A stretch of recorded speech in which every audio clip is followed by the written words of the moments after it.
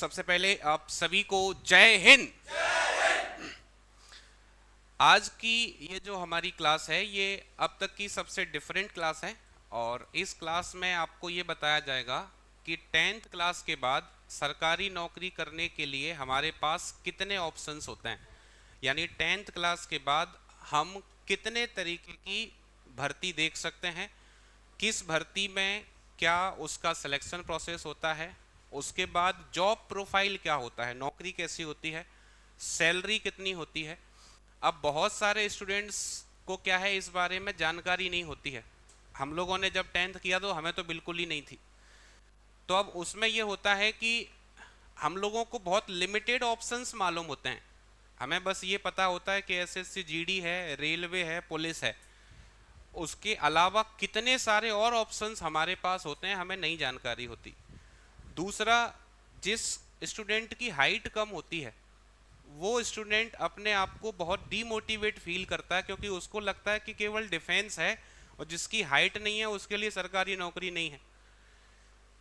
अब ऐसा क्यों होता है? ये होता है लैक ऑफ अवेयरनेस की वजह से। जब हमें जानकारी नहीं होती है तब इस तरीके की चीज़ें हमारे सामने खड़ी होती हैं। तो आज जो हम सेशन कंडक्ट कर रहे हैं, इस सेशन में आपको पेन और पेपर लेके बैठना है ना। मतलब केवल चुपचाप सुनना नहीं है। उस पेन और पेपर में मैं आपको 10th क्लास के बाद इंडिया में जितने भी गवर्नमेंट जॉब्स अवेलेबल होते हैं मैं आपको सारे बताऊंगा। उसमें से जो आपके लिए बेटर ऑप्शन लगे आपको, आप उनको नोट करेंगे, सबको नोट नहीं करना है। आपको ये लगता है कि ये जॉब मेरे लिए ठीक है और मैं इसे कर सकता हूं, मतलब मैं इसको अचीव भी कर सकता हूं, उनको आप नोट डाउन कर लेंगे। ठीक है। अब जैसे यहाँ पर कुछ 8-10 जॉब हैं। हर जॉब के बाद आपको 2 से 5 मिनट का समय दिया जाएगा आपके डाउट्स को क्लियर करने के लिए। जैसे मान लो किसी का कोई प्रश्न है कि सर मुझे ये बात इसमें समझ में नहीं आई, तो हम उसे यहाँ पर क्लियर करेंगे। ठीक है, तो सेशन स्टार्ट करें। क्योंकि तैयारी तो बहुत लोग कर रहे हैं, लेकिन अगर हमें जानकारी नहीं है तो बड़ा मुश्किल होता है। मेहनत एक बात है, सही दिशा में मेहनत दूसरी बात है। एक व्यक्ति है जिसको ग्वालियर जाना है और वो पूरी ताकत से धौलपुर की तरफ दौड़ रहा है, तो ग्वालियर कब तक पहुंच जाएगा? मेहनत तो बहुत कर रहा है, पूरी ताकत लगा रहा है, तो फिर क्यों नहीं पहुंच रहा? क्योंकि दिशा सही नहीं है। अब मोस्टली क्या होता है, ये कहा जाता है कि समय और समझ दोनों एक साथ नहीं मिल पाते। जब तक समय होता है समझ नहीं आ पाती, और जब तक समझ आ पाती है तब तक समय नहीं रहता। तो बहुत फॉर्चुनेट होते हैं वो लोग जो समय और समझ दोनों को कंबाइंड कर पाते हैं एक साथ। So are you ready for this session? Yes और no? Say loudly yes. Good. सबसे पहले मैं आपको यह भी बताता हुआ चलूंगा कि कौन सी भर्ती अपकमिंग है, यानी कौन सी भर्ती आने वाली है, कब आएगी। ठीक। तो सबसे पहला जो 10th क्लास में हम जो मोस्ट अवेटेड एग्जाम है, जिसका हम सबसे ज्यादा इंतजार करते हैं और इंडिया के पॉपुलर एग्जाम्स में हम इसको कंसिडर करते हैं, वो है एसएससी का एमटीएस, मल्टीटास्किंग स्टाफ। ये 10th क्लास से होता है ना। और इसमें पिछले 2 साल से एक और वैकेंसी जोड़ी गई है, हवलदार। हवलदार पहले नहीं था इसमें, अभी पिछले 2 साल से जोड़ा गया है। अब एसएससी एमटीएस को जानने से पहले हम ये क्लियर कर लें कि ये जो एसएससी है वो क्या है। कई लोग ये बोलते हैं कि हम एसएससी की तैयारी कर रहे हैं, है ना। कई बोलते हैं हम यूपीएससी की तैयारी कर रहे हैं। तो आप एसएससी की तैयारी कैसे कर सकते हो? एसएससी एक एग्जाम कंडक्टिंग अथॉरिटी है। एसएससी वो संस्था है जो परीक्षाएं कराती है। क्या आप कभी ये कह सकते हो हम एमपी बोर्ड की तैयारी कर रहे हैं? नहीं। तो जैसे एमपी बोर्ड परीक्षा कराने के लिए एक संस्था है, वैसे ही एसएससी एक संस्था है जो परीक्षाएं कराती है, और ये इंडिया की दूसरे नंबर की संस्था, पहले नंबर पे यूपीएससी आती है। यूपीएससी और एसएससी के साथ अच्छी बात यह है कि ये दोनों ही संवैधानिक संस्थाएं हैं, यानी ये वाद्य हैं, इनको प्रतिवर्ष एग्जाम कराने पड़ेंगे, इनको प्रतिवर्ष अपना कैलेंडर जारी करना पड़ेगा। वैकेंसी चाहे कम हो चाहे ज़्यादा हो, ये हर वर्ष परीक्षाएं कराते हैं। तो एक तो ये तनाव नहीं रहेगा, पता नहीं भर्ती आएगी कि नहीं आएगी। एसएससी की भर्ती प्रत्येक वर्ष आती है, हर वर्ष। वैकेंसीज की संख्या कम ज़्यादा हो सकती है, पर वैकेंसी हर साल आएगी। तो एसएससी क्या है? एसएससी एग्जाम कंडक्टिंग अथॉरिटी है, जो परीक्षा कराती है। एसएससी का पूरा नाम क्या है? एसएससी का पूरा नाम है स्टाफ सिलेक्शन कमीशन। ये कब बना? 4 नवंबर 1975 को इसको बनाया गया। क्यों बनाया गया? इसका उद्देश्य क्या है? ये गवर्नमेंट ऑफ इंडिया के लिए ऑफिसर्स और क्लर्क्स की भर्ती करती है। जितने भी ऑफिसर, जितने भी क्लर्क हैं, वो एसएससी के थ्रू भर्ती किए जाते हैं। आईएएस, आईएफएस, एनडीए जैसी परीक्षाओं को छोड़कर बाकी के जो सब इंस्पेक्टर, इंस्पेक्टर लेवल के जो पद हैं, वो एसएससी के माध्यम से भरे जाते हैं। और एसएससी जो है स्पेशली ग्रुप बी और ग्रुप सी का रिक्रूटमेंट करता है। जैसे इंडिया में जितने भी जॉब हैं, उनका 4 ग्रुप में कैटेगराइजेशन किया जाता है, यानी 4 तरीके की सरकारी नौकरी होती है। एक होता है ग्रुप ए। ग्रुप ए में कौन आता है? आईएएस, आईएफएस, इस तरीके के जो पद हैं। और ग्रुप ए को कौन कंडक्ट कराता है? यूपीएससी। यूपीएससी का काम है कि वो ग्रुप ए की भर्ती कराएगा। उसके बाद ग्रुप बी और ग्रुप सी। ये ग्रुप बी आपका सब इंस्पेक्टर लेवल की परीक्षा होती है, ग्रुप सी कांस्टेबल लेवल की परीक्षा होती है। तो ये जो परीक्षाएं हैं बी और सी, ये कौन कराता है? एसएससी कराता है। अब सबसे पहली हमारी भर्ती है एसएससी एमटीएस। एसएससी एमटीएस का नोटिफिकेशन 7 मई को आने वाला है। एसएससी के कैलेंडर के हिसाब से 7 मई 2024 को इसका नोटिफिकेशन जारी किया जाएगा, यानी भर्ती आने वाली है। ठीक है। एसएससी एमटीएस क्या होता है? तो एसएससी मैं आपको बता चुका हूं क्या है, स्टाफ सिलेक्शन कमीशन। एसएससी जो है एग्जाम कंडक्टिंग अथॉरिटी हो गया। अब एमटीएस क्या है? एमटीएस का पूरा नाम होता है मल्टी टास्किंग स्टाफ। मल्टी का मतलब होता है मैनी, यानी मल्टी टास्क, इससे बहुत सारे टास्क कराए जाते हैं। अब इसमें एक और वैकेंसी जोड़ दी गई है, हवलदार, है ना। तो 10th क्लास से आपको ये मौका मिलता है परीक्षा देने का, और ये इंडिया के पॉपुलर जॉब्स में से एक है।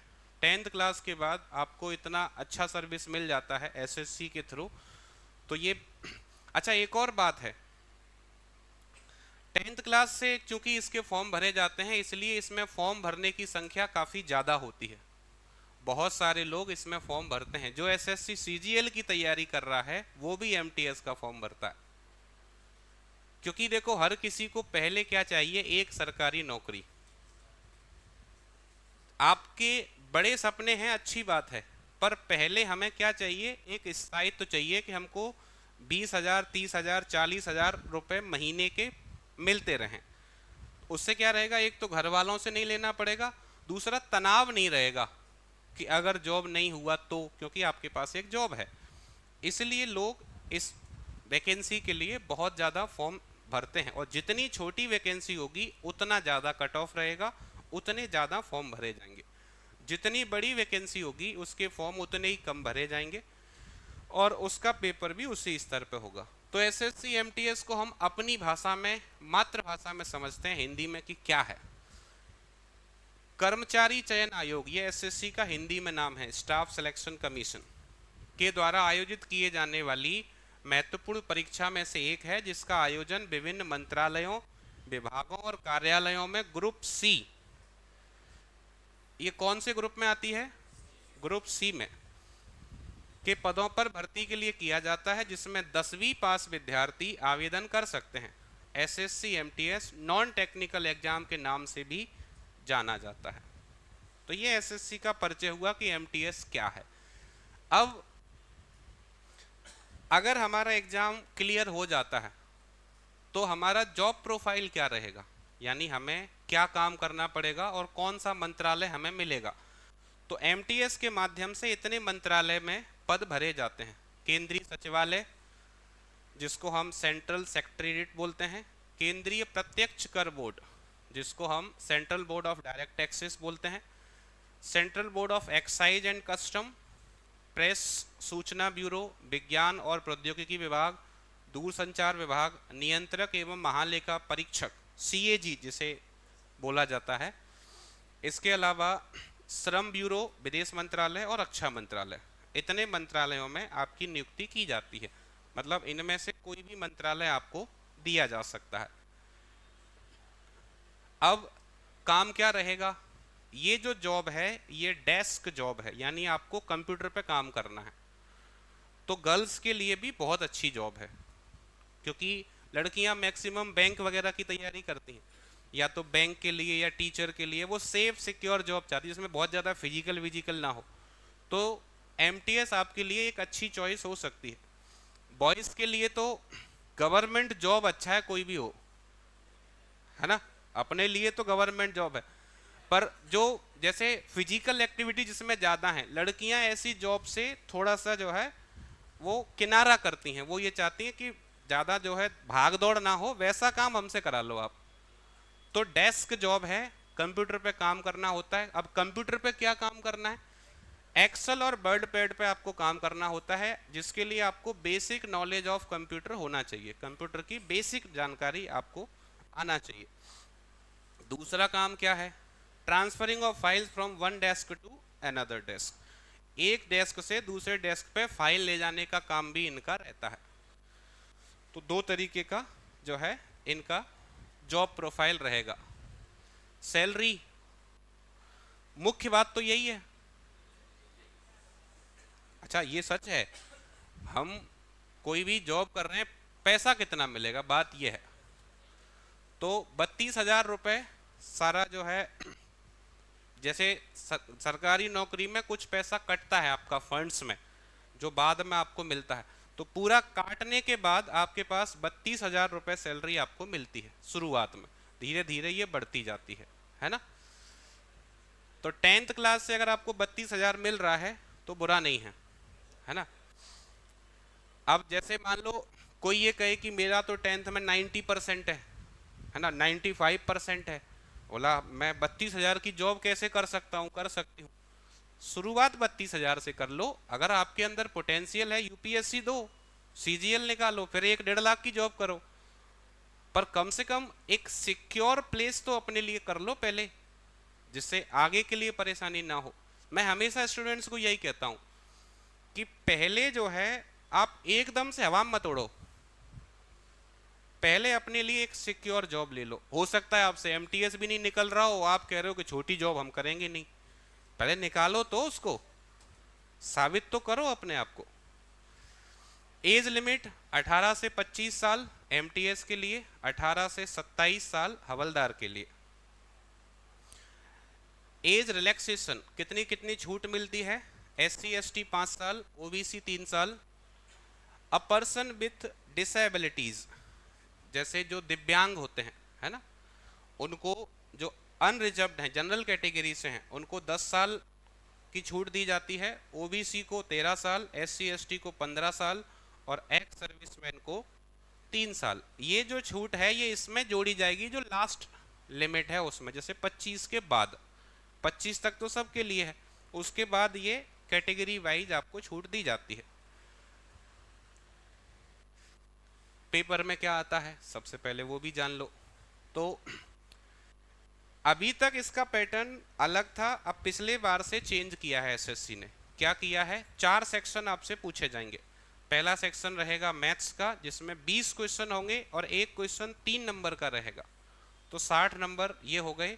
दूसरा रीजनिंग 20 क्वेश्चन 60 नंबर, टोटल कितने क्वेश्चन 40। एक क्वेश्चन 3 नंबर का है तो कितने नंबर 120, और इसके लिए आपको टाइम कितना मिलेगा 45 मिनट। और ये केवल क्वालिफाइंग इन नेचर है, यानी इसमें आपको केवल क्वालिफाई करना है, इसके नंबर मेरिट में नहीं जोड़े जाएंगे। तो जिनका मैथ कमजोर है और सरकारी नौकरी पाना चाह रहे हैं उनके लिए एमटीएस एक अच्छा ऑप्शन हो सकता है, क्योंकि मैथ और रीजनिंग के नंबर जो है आपके जोड़े नहीं जाएंगे मेरिट में। दूसरा, मैथ और रीजनिंग में नेगेटिव मार्किंग भी नहीं है। मैथ और रीजनिंग के जो 40 क्वेश्चन है उसमें कोई नेगेटिव मार्किंग नहीं है। तो ये इसको बोलते हैं हम सेशन 1। 2 सेशन होते हैं इसमें। पहला सेशन ये हो गया। Session 2 general awareness, 25 question GS के। एक क्वेश्चन 3 नंबर का है तो 75, इंग्लिश 25, 75, टोटल हो गए 50, 150। इस 150 में से हमारी मेरिट बनती है, यानी जो कट ऑफ बनेगा वो 150 में से बनेगा। और यहाँ माइनस मार्किंग है। एक कितनी माइनस मार्किंग है? 1/3। टाइम कितना मिलना है? 45 मिनट। 1/3 का मतलब है कि अगर एक क्वेश्चन सही है तो 3 नंबर मिलेंगे, और एक क्वेश्चन अगर गलत है तो 1 नंबर कटेगा। इसे बोलते हैं 1/3। तो ये हमारा एसएससी एमटीएस का सिलेबस है। मैं आपको बता चुका हूं नोटिफिकेशन आने वाला है ना। हवलदार के लिए फिजिकल एफिशिएंसी टेस्ट और फिजिकल स्टैंडर्ड टेस्ट, 2 तरीके के टेस्ट होते हैं। जो फिजिकल एफिशिएंसी टेस्ट है इसमें आपसे रनिंग वगैरह कराई जाती है, और जो फिजिकल स्टैंडर्ड टेस्ट है इसमें केवल मेजरमेंट्स होते हैं, नाप तौल होती है। एमटीएस के लिए कोई फिजिकल नहीं है, पहली बात। दूसरी, हाइट बाउंडेशन नहीं है। दूसरी बात, आपकी कितनी भी हाइट हो कोई दिक्कत नहीं है। तो जिनकी हाइट कम है उनके लिए भी एमटीएस एक अच्छा ऑप्शन है ना। जैसे फोर्सेस में 157 मांगते हैं, जितनी भी यूनिफॉर्म वाली जॉब हैं। अब लड़कियों में कई गर्ल्स की 157 नहीं होती है, तो अब फोर्स से तो कट गए वो। तो अब उनको ये तो पता हो कि फोर्स के अलावा कितने ऑप्शन है हमारे पास। तो ये एक ऑप्शन है जहां हाइट का कोई इशू नहीं बनता है। अगर आप हवलदार के लिए अप्लाई करते हो तो फिजिकल होगा। फिजिकल में क्या है? वॉकिंग है, यानी आपको 1600 मीटर चलना है 15 मिनट में। वॉकिंग है, चलना है, दौड़ना नहीं है ना। ये है मेल के लिए। फीमेल के लिए 1 किलोमीटर चलना है 20 मिनट में, है ना। साइकिलिंग, आप मेल के लिए 8 किलोमीटर साइकिल चलानी है 30 मिनट में, और फीमेल के लिए 3 किलोमीटर साइकिल चलानी है 25 मिनट में। जो हवलदार के लिए अप्लाई करेंगे वो, क्योंकि हवलदार वाली जॉब ग्राउंड जॉब है, तो वहां स्टेमिना चाहिए, है ना। हवलदार बन रहे हो, तुमसे चला नहीं जा रहा, तो फिर उससे अच्छा तुम नहीं बनो, है ना। बोला क्या हो हवलदार, बोला चलो 1 किलोमीटर, बोला वो नहीं होता, तो फिर दिक्कत है। अच्छा, हाइट देख लो, 157.5 मेल के लिए। लड़कों के लिए 157.5, लड़कियों के लिए 152 सेंटीमीटर, 152, है ना। चेस्ट लड़कों के लिए 76 अनएक्सपेंडेड, बिना फुलाए, फुलाकर 5 सेंटीमीटर फुलाना होता है ना। लड़कियों के लिए नहीं होता है ये। वेट लड़कों के लिए नहीं, लड़कियों का वेट मिनिमम 48 केजी होना चाहिए, 48 किलो वजन होना चाहिए हवलदार के लिए, है ना। ये है आपका SSC MTS. Any question, any doubt? Medical MTS के लिए बिल्कुल जनरल मेडिकल है, कोई मेडिकल बाउंडेशन नहीं है, मेडिकल फेल नहीं किया जाता उसमें ज़्यादातर। हवलदार के लिए मेडिकल होगा, है ना। नहीं, हार्ड तो नहीं रहता। अब जैसे एक तो आपका आई विजन प्रॉपर होना चाहिए, और बाकी कोई बीमारी नहीं होनी चाहिए, नॉर्मल। एज कितनी रहती है? इंग्लिश भी आती है? अभी मैंने सिलेबस बताया था थोड़ी देर पहले, भूल गए? तो अब अपना सिलेक्शन पक्का है, बाकी कोई लगे ना लगे, अपनी नौकरी कोई नहीं रोक सकता। क्योंकि अगर अपन 5 मिनट में ये भूल गए तो पेपर में अपन क्या क्या भूल सकते हैं। अच्छा, कोई प्रश्न? हाँ सौरभ, एक ही पेपर होता है, 2 सेशन होते हैं, session 1, session 2। Session 1 qualifying in nature, session 2 से मेरिट बनेगी। मेरिट कितनी जाती है? मिनिमम 130, 150 में से। क्वालिफाई करने के लिए, क्वालिफाई कुछ नहीं होता कंपटीशन में, मेरिट में आना पड़ेगा। क्वालिफाई कुछ नहीं होता आप, क्योंकि इसमें केवल पेपर है, पेपर के बाद डॉक्यूमेंट वेरिफिकेशन और नौकरी सीधे, कोई फिजिकल विजिकल तो है नहीं। पेपर, डॉक्यूमेंट वेरिफिकेशन, ज्वाइन करो आप। तो उसके लिए जो है एक पेपर होगा, उसी से फाइनल मेरिट बन जाएगी, उसी से सिलेक्शन हो जाएगा, है ना। तो क्वालिफिकेशन मेरे ख्याल से मैं आपको एसएससी एमटीएस के 7 तारीख को जब नोटिफिकेशन आ जाएगा, पिछले 10 साल के कट ऑफ बता दूंगा, last 10 year cut offs, last 10 year form filling बता दूंगा कि पिछले 10 साल में किन साल में कितने फॉर्म भरे गए, कितने लोगों ने परीक्षा दी और कितने सेलेक्ट हुए। ठीक है, वो हम डिस्कस कर लेंगे 7 तारीख को जब नोटिफिकेशन आ जाएगा तब। फिलहाल अभी जो मैंने समझाया उसमें कोई डाउट? वेट, अच्छा, एक बॉडी मास इंडेक्स होता है जिसे बोलते हैं बीएमआई, आप लोगों के फोन में होगा। तो आपका जो वेट है वो आपकी हाइट के अकॉर्डिंग होना चाहिए, मतलब बॉडी मास इंडेक्स में आप फिट होने चाहिए बीएमआई के हिसाब से, ना तो थिन होना चाहिए ना फैट होना चाहिए, नॉर्मल में आना चाहिए। तो आप बीएमआई अपना चेक कर सकते हो, अपना हाइट और अपना वेट डाल देना उसमें, बीएमआई पे आ जाएगा कि आप पतले हो, मोटे हो या फिट हो, वो बीएमआई के थ्रू पता कर सकते हैं। Any more question? हाँ,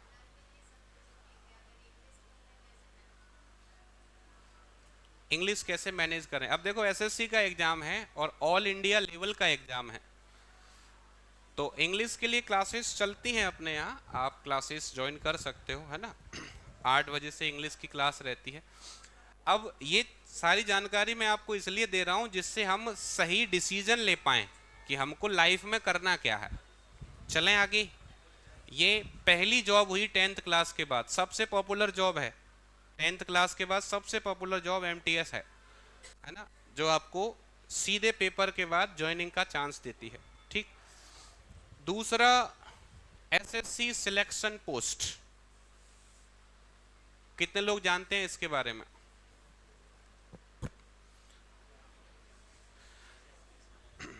हमारा एक स्टूडेंट है प्रमोद गुर्जर और इंद्रवीर गुर्जर, दोनों पुलिस में जॉब कर रहे हैं, 2017 वाले बैच से।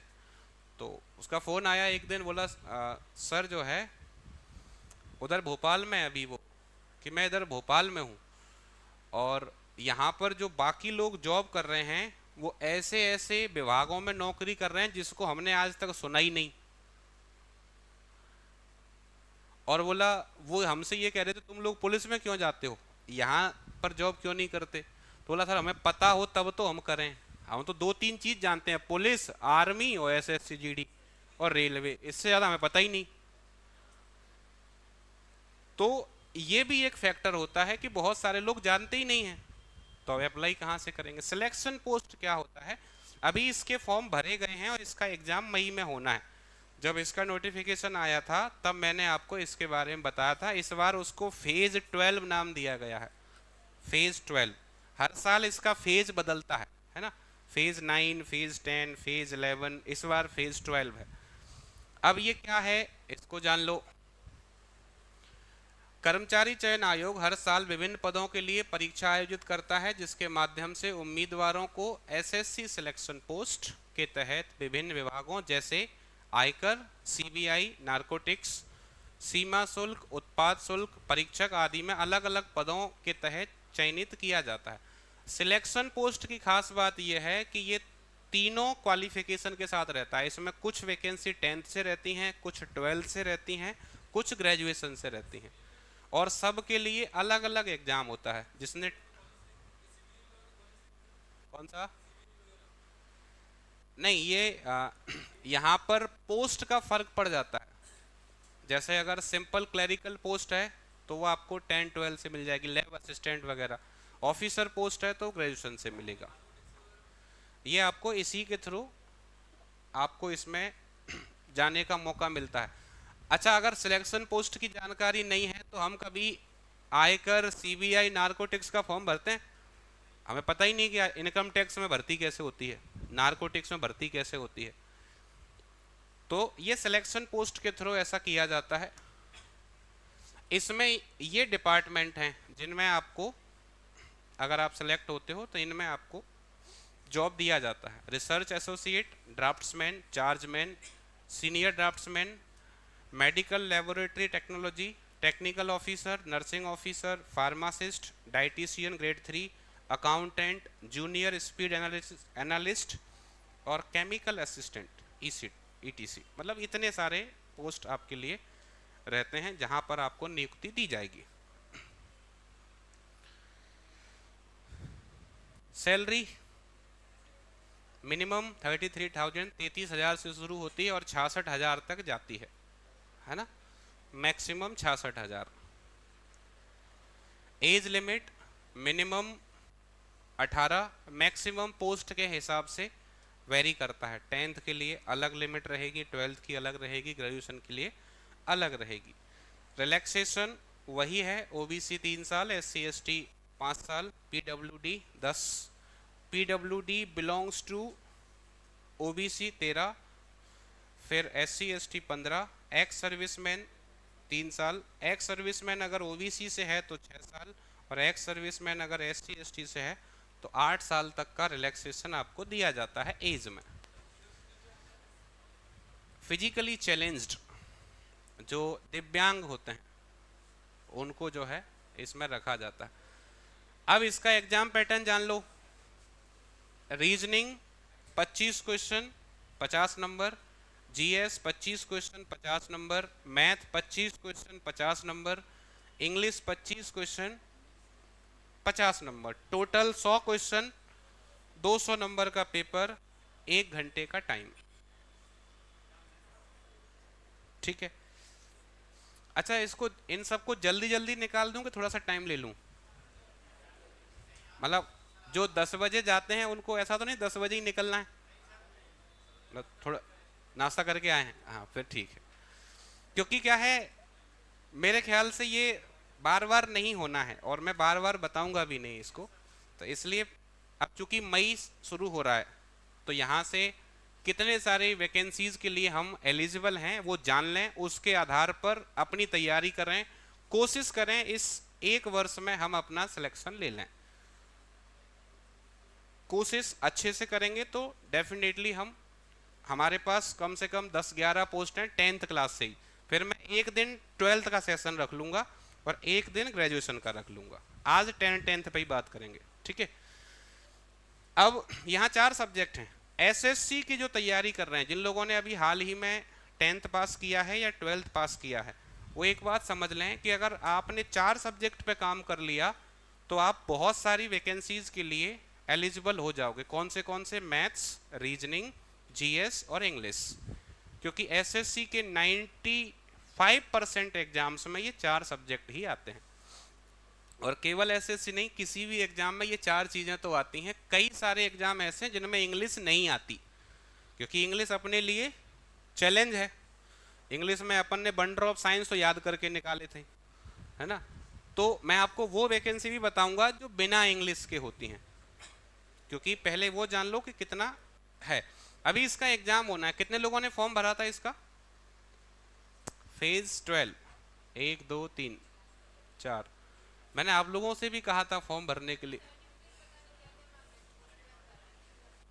हालांकि इसका फॉर्म फिलिंग थोड़ा मुश्किल होता है, क्योंकि इसमें आपको हर पोस्ट के लिए अलग से फॉर्म भरना होता है। जितनी पोस्ट उतने फॉर्म, है ना। पर अच्छा रहता है इसके लिए।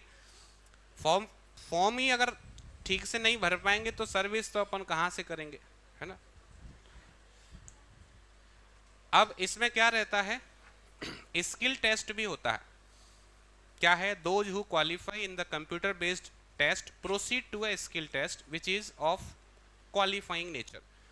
जो लोग रिटन एग्जाम पास कर लेंगे उनके लिए स्किल टेस्ट लिया जाता है।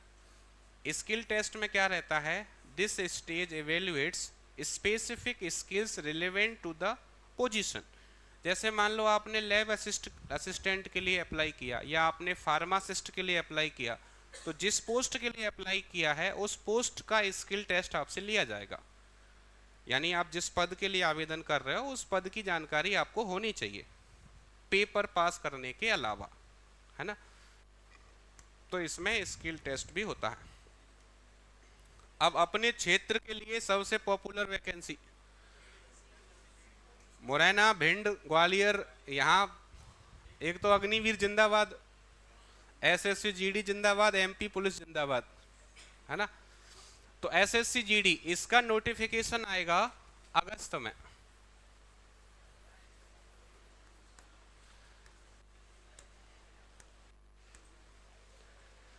एसएससी का मतलब क्या है समझ रहे हो? ये स्टाफ सिलेक्शन कमीशन जो एग्जाम कराता है। जीडी मतलब जनरल ड्यूटी।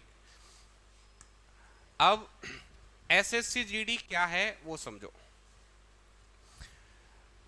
कर्मचारी चयन आयोग एसएससी जनरल ड्यूटी है। कर्मचारी चयन आयोग देश के विभिन्न सरकारी विभागों और मंत्रालयों में जनरल ड्यूटी कांस्टेबल की भर्ती के लिए एसएससी जीडी कांस्टेबल परीक्षा आयोजित करता है। ये परीक्षा वैसे अभी हुई है ना, अभी इसका पेपर हुआ है, आंसर की आई है, रिजल्ट आना बाकी है, फिर फिजिकल भी होना है। और उन्होंने दूसरा भी बता दिया है कि अगस्त में हम इसका नोटिफिकेशन फिर से जारी करेंगे।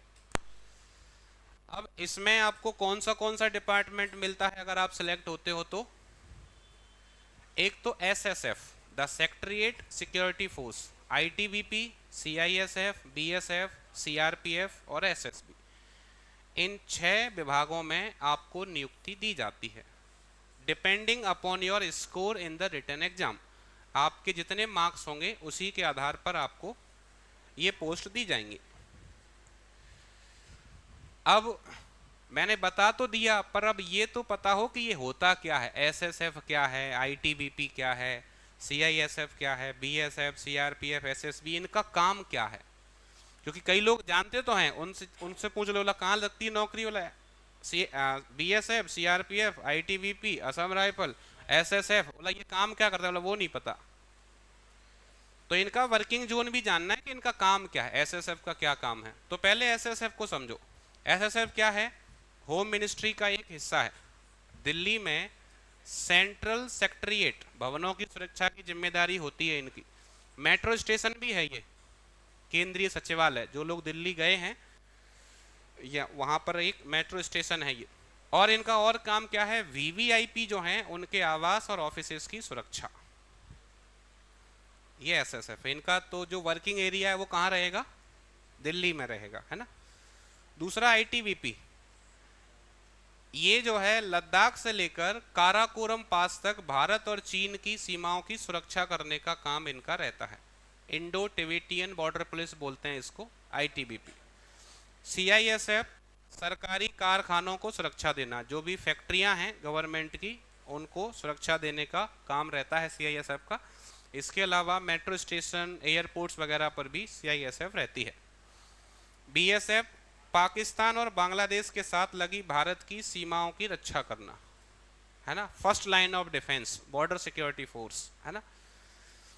सीआरपीएफ, इंटरनल पीस, कानून व्यवस्था और आतंकवाद विरोध, यानी जो देश के अंदर आंतरिक शांति बनाए रखने की जिम्मेदारी सीआरपीएफ की होती है। एसएसबी, नेपाल और भूटान से लगी सीमाओं की रक्षा करना, ये एसएसबी का काम है ना। सैलरी इन हैंड 23,000 शुरुआत में, बहुत कम है ना। हाँ, लेकिन जैसे जैसे आपकी सर्विस थोड़ा सा टाइम होता है, जैसे आपने ट्रेनिंग कंप्लीट किया, उसके बाद इसमें अलाउंसेस बहुत रहते हैं। एसएससी जीडी वाले बंदे 70,000 80,000 रुपए तक महीने की सैलरी उठाते हैं। ये 23,000 तो स्टार्टिंग सैलरी है ना। अब बात यह है कि बोला बहुत कम है, तो तुमको 10th क्लास से 1 लाख कौन दे दे? योग्यता भी तो 10वीं क्लास है।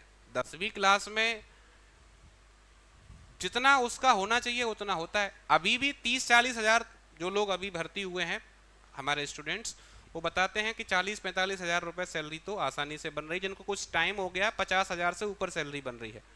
तो सैलरी का कोई इशू है नहीं इसमें, है ना। शुरुआत में एकदम से तो 50,000 नहीं देंगे, शुरुआत में तो सैलरी कम रहेगी। एज लिमिट 18 से 23। इसमें अच्छी बात यह है कि 23 साल के बाद वाले इसमें फॉर्म नहीं भर सकते, तो लिमिटेड फॉर्म भरे जाएंगे। 18 से 23 वाला ही भर सकता है, क्योंकि बाकी में किसी में 28 तक है, तो फिर ज़्यादा फॉर्म हो जाएंगे, इसमें कम रहेंगे। एज रिलैक्सेशन, आयु में कितनी छूट दी जाएगी? 23 के बाद, है ना। तो जनरल को कोई छूट नहीं मिलनी है।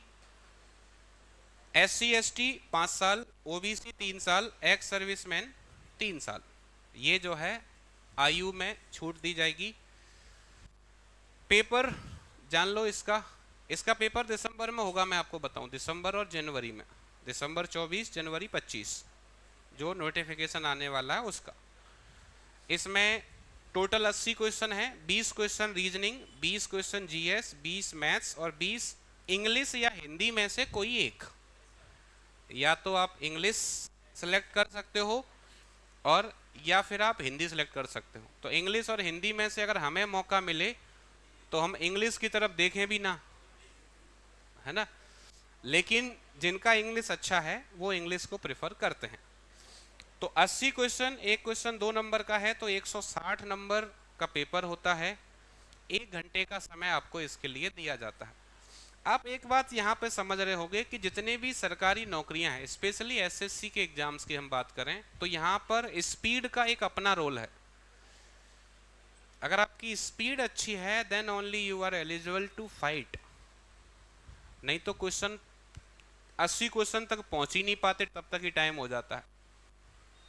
तो यहां पर हमें स्पीड चाहिए।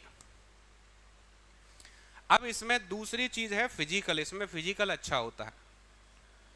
तो क्या रहेगा? अच्छा, ये 2 चीजें जान लो पहले तो। एक तो PET क्या होता है, एक PST क्या होता है, क्योंकि अपने यहाँ बंदे यही नहीं जानते।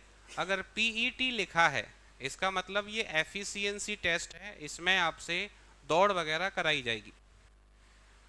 और PST लिखा है यानी ये केवल स्टैंडर्ड टेस्ट है, इसमें कोई दौड़ वगैरह नहीं होगी, केवल मेजरमेंट्स होंगे, केवल नाप तौल होगी बस। इसमें दोनों हैं, PET भी है और PST भी है।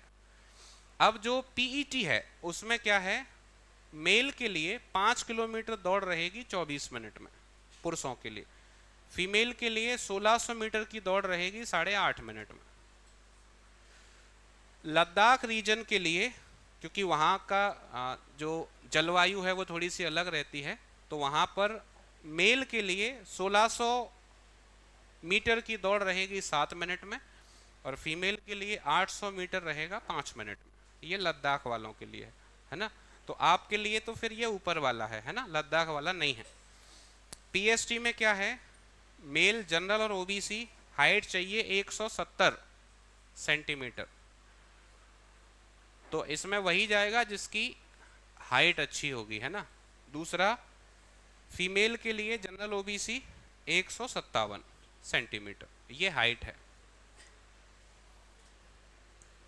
इसके रिगार्डिंग अगर कोई क्वेरी हो, कोई डाउट हो, आप पूछ सकते हो, सत्येंद्र सर आपको जवाब देंगे इसका। SSC GD से संबंधित कोई प्रश्न हो आप पूछ सकते हो। कोई नहीं, सब समझ में आ गया पूरा? अपनी भर्ती है, अपन को पता है ना। गर्ल्स का कोई डाउट हो तो पूछ सकते हो रिगार्डिंग SSC GD किसी भी तरीके का। वैसे अपने यहाँ से काफ़ी बंदे सेलेक्ट हो चुके हैं SSC GD में जो सर्विस कर रहे हैं, है ना, तो आपको जो है डिटेल इन्फॉर्मेशन मिल जाएगी। कोई नहीं, आगे बढ़ें, कोई डाउट नहीं किसी का। फिर हमारे कुछ डाउट होंगे जो हम आपसे पूछेंगे इसी के संबंध में कि ये बात समझ में आई कि नहीं आई, क्योंकि केवल मूर्ति बनकर नहीं बैठना है, आपको बिल्कुल अलर्ट होके एक एक चीज को समझना है ना। चलें आगे।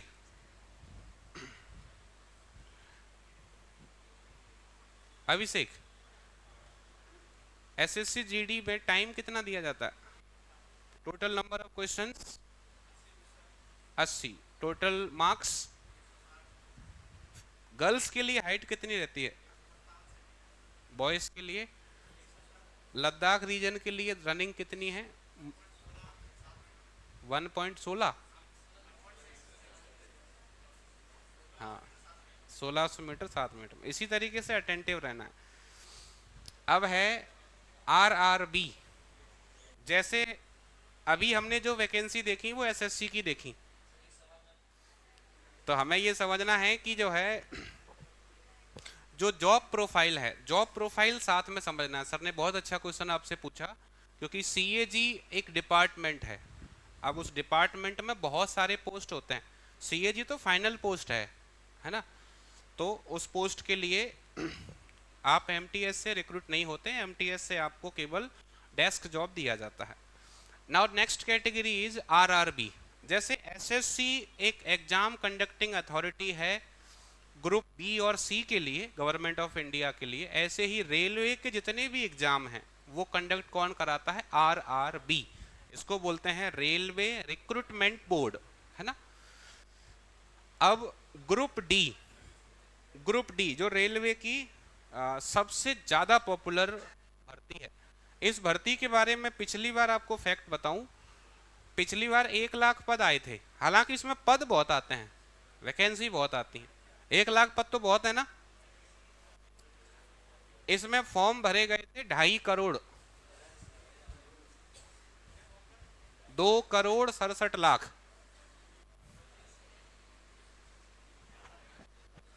इतनी ऑस्ट्रेलिया की जनसंख्या नहीं है, जो हमसे बड़ा देश है। तो बहुत पॉपुलर एग्जाम है। जैसे MTS बहुत पॉपुलर है, वैसे ही ग्रुप डी बहुत पॉपुलर एग्जाम है ना। अब इसके क्या होता है समझ लो। RRB क्या है? रेलवे में भर्तियों के लिए कई भर्ती परीक्षाएं होती हैं। RRB NTPC रेलवे की सबसे बड़ी भर्ती परीक्षाओं में से एक है। इसका पूरा नाम railway recruitment board non technical popular categories exam है। एक NTPC एग्जाम होता है रेलवे के अंदर, जो अभी जिसका नोटिफिकेशन आने वाला है 1-2 महीने में। वो रेलवे की सबसे ज़्यादा पॉपुलर कैटेगरी, जिसमें आपको स्टेशन मास्टर वगैरह की पोस्ट दी जाती है। ग्रुप डी जो है रेलवे का एकदम लोअर लेवल वाला, क्योंकि मैंने आपको बताया था 3 ग्रुप होते हैं, ABC, ये उससे भी नीचे है D। तो इनका काम क्या होगा देख लो, क्या काम है। गेट कीपर और रेलवे लाइन, रेलवे लाइन का जो गेट कीपर है वो ग्रुप डी से भर्ती होती है उसकी। ट्रैकमैन, रेलवे ट्रैक पर काम करने वाले, देखा होगा गिट्टी साफ करते हैं, है ना, और वो ट्रैक को एकदम साफ रखते हैं। अपन को लग रहा होगा कि भाई ये तो इंसल्ट है अपनी, मतलब ट्रैक पे काम करेंगे हम। इसके लिए 2.5 करोड़ लोगों ने आवेदन किया था, और इसमें भी सबसे टफ कंपटीशन है ग्रुप डी में, मजाक नहीं है ग्रुप डी। और काम क्या है देखते जाओ, मतलब इतना संघर्ष करके अपन को सरकारी नौकरी मिली। अब क्या करो, तसला उठाओ, गिट्टी भरो, सफाई करो ट्रैक की। पर कुछ भी हो, सरकारी मतलब सरकारी। जब वो घर आएगा तो बोला सरकारी नौकर है लड़का, 20-25 लाख से नीचे तो बात ही नहीं होगी, और बोला ग्रुप डी में है। जैसे हम लोगों ने जैसे सिस्टर की शादी के लिए जब हम लोग घर देख रहे थे, तो एक लड़का जो है ग्रुप डी में था। उसके पिताजी कहते हमारा लड़का रेलवे में है साहब। हाँ, कौन सा पद है? बोला ग्रुप डी में है। अब मैंने कहा इससे आगे मत कहना कुछ। बोला क्या काम करता है? ऑफिस में बैठता है। मैंने कहा थोड़ा सा फेस टू फेस करें उससे। बोला वो नहीं, पहले आप पैसा बताओ, तब बाद में बात होगी, है ना। ये काम है। दूसरा, रेलवे वर्कशॉप में काम, ये फीमेल के लिए होता है। अब जो अगर जैसे फीमेल सेलेक्ट होती है ग्रुप डी से, तो उनसे ट्रैक साफ नहीं कराएंगे, उनको वर्कशॉप के अंदर काम दिया जाता है, उनका काम सही होता है। क्योंकि देखो सत्येंद्र सर आपको GS पढ़ाते हैं, तो महत्वपूर्ण दिवस पढ़ाए होंगे। महत्वपूर्ण दिवसों में महिला दिवस तो है, कब? 8 मार्च। पुरुष दिवस है? नहीं। क्या है? मजदूर दिवस, कब? 1 मई। सिंपल है, भेदभाव है ही नहीं। जो जिसमें फिजिकल ज्यादा चाहिए वो काम अपन को ही करना है ना। हॉस्पिटल अटेंडेंट, रेलवे के जो हॉस्पिटल्स हैं उनमें अटेंडेंट का पोस्ट आपको दिया जाता है ग्रुप डी के थ्रू, है ना। तो ये भी अच्छा पोस्ट मान सकते हैं। पॉइंटमैन, ट्रैक चेंज करने वाले, आपने देखा होगा ट्रैक चेंज करते हैं वो, तो पॉइंटमैन बोला जाता है उनको, वो भी ग्रुप डी से भर्ती होती है। डिपो स्टोर असिस्टेंट, जो रेलवे के डिपो होते हैं उनमें स्टोर असिस्टेंट का जॉब भी दिया जाता है। मतलब ऐसा नहीं है कि आपसे जो है केवल वो ट्रैक पर काम कराएंगे, क्योंकि उसके बाद वो क्लासिफिकेशन करते हैं, जो बंदे पास होके आए हैं उनकी योग्यता देखते हैं, किसकी कितनी योग्यता है, योग्यता के आधार पर फिर वो आपको इसमें पोस्ट देते हैं। अब जैसे मान लो कोई अपने यहाँ तो बोला सर जुगाड़ से लगे हम तो अब जुगाड़ से लगने वाले को कैसे जो है कोई अच्छा पोस्ट मिल जाएगा, क्योंकि वहाँ थोड़ा सा भी अगर डिस्कशन होगा तो बोलेगा ही नहीं वो, तो बोला कुछ नहीं कर रहा, एक काम करो, बोला ट्रैक पे आ जाओ, है ना। अच्छा वो रेलवे का वो पहने रहते हैं, आपने देखा होगा, है ना। तो वर्किंग आवर्स लिमिटेड होते हैं, हालांकि ऐसा नहीं कि 24 घंटे उनको काम करना है, क्योंकि रेलवे ग्रुप डी के बारे में तैयारी तो बहुत लोग करते हैं, पर पहले जान तो लो कि उसका जॉब प्रोफाइल क्या है। सैलरी इन हैंड 22,000 शुरुआत में, है ना। 22,000 प्लस लिखा है, ध्यान रखना। इसका मतलब ये जो है आपका 50-55 हजार तक जाती है ना। एज लिमिट बहुत अच्छी खासी है, देखो 18 से 33, इसलिए इसमें ज्यादा फॉर्म भरे जाते हैं।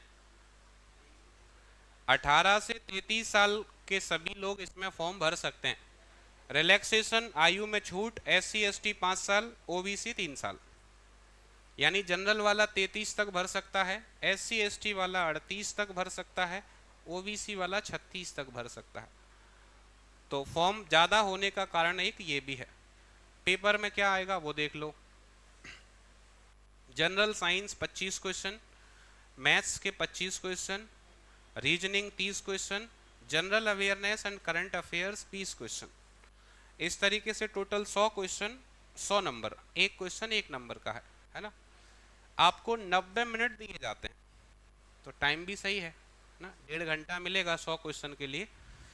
तो ये आपका एग्जाम के बारे में। अब PET, फिजिकल एफिशिएंसी टेस्ट। अच्छा इसमें PST नहीं है, PST नहीं है, इसमें हाइट की कोई बाउंडेशन नहीं है, कितनी भी कम हाइट हो आपकी, आप ग्रुप डी के लिए फॉर्म भर सकते हो, क्योंकि PST है ही नहीं उसमें, है ना। क्या करना है देखो, पहले मेल कैंडिडेट जान लो, आपको क्या करना है। should be able to lift and carry 35 kg of weight for a distance of 100 meters in 2 minutes in one chance without putting the weight down। 35 kilo वजन उठाकर, 35 किलो आपको 100 मीटर तक दौड़ना है 2 मिनट में, और वजन जो है वो जमीन पे नहीं आना चाहिए, नीचे नहीं करना चाहिए, जैसे भी उठा लो, सिर पर रख लो, कुछ भी कर लो। 35 किलो वजन उठाकर आपको 100 मीटर जाना है 2 मिनट में, और क्लियर मेंशन है without putting the weight down, weight जो है वो नीचे नहीं आना चाहिए।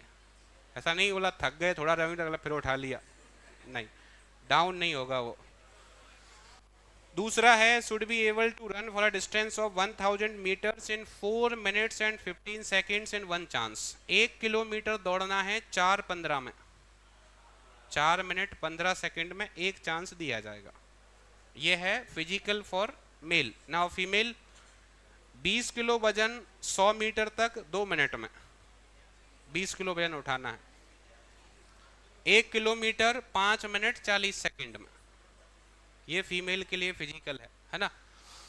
इसका नोटिफिकेशन आएगा अक्टूबर में इसी साल, है ना। इसका जो है फॉर्म भरे जाएंगे अक्टूबर में, एग्जाम होगा 2025 में, है ना।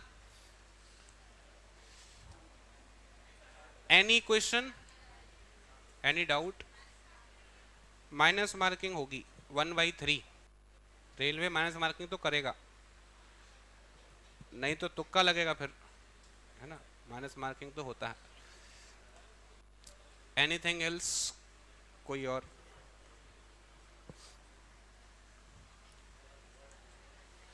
अगला आरपीएफ, ये भी 10th क्लास से भरा जाता है, रेलवे प्रोटेक्शन फोर्स कांस्टेबल। इसके फॉर्म अभी भरे जा रहे हैं, एट प्रेजेंट ये चल रहा है। इसका लास्ट डेट है 14 मई 2024। तो जिन लोगों ने अभी फॉर्म नहीं भरा वो अपने फॉर्म भर दें, है ना।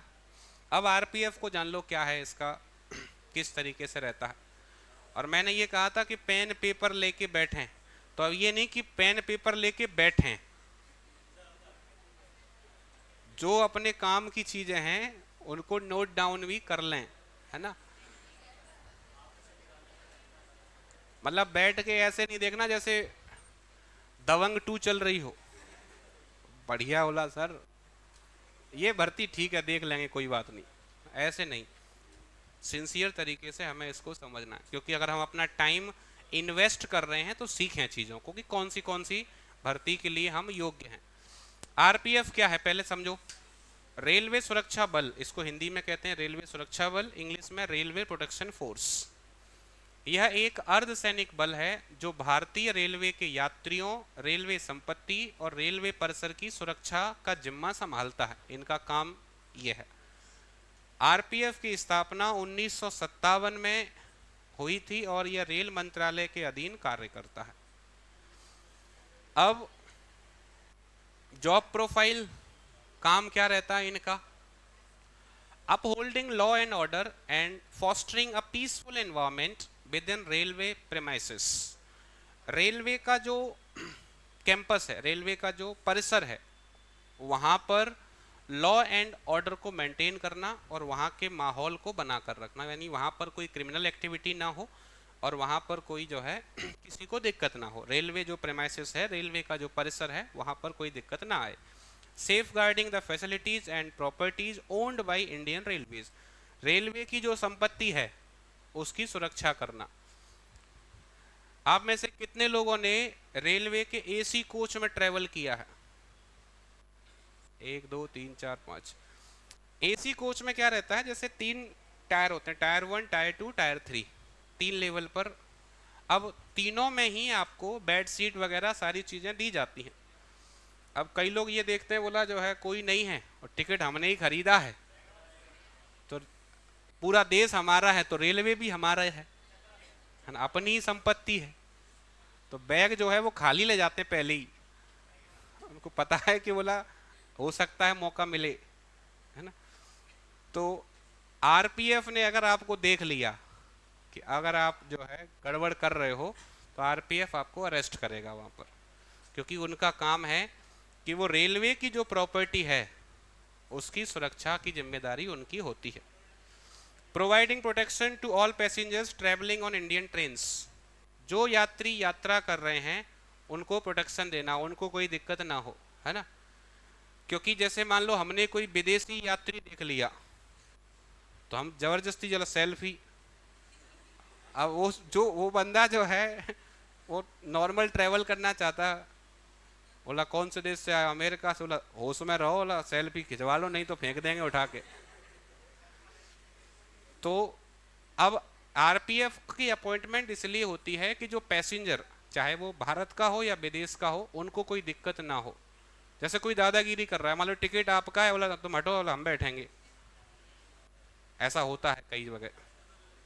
बोला तुम जानते नहीं हो, हम यहीं के हैं, लोकल के हैं, तो उनके लिए फिर जो है आरपीएफ को तुरंत बुलाया जाता है और वो उनका हिसाब किताब करते हैं, है ना।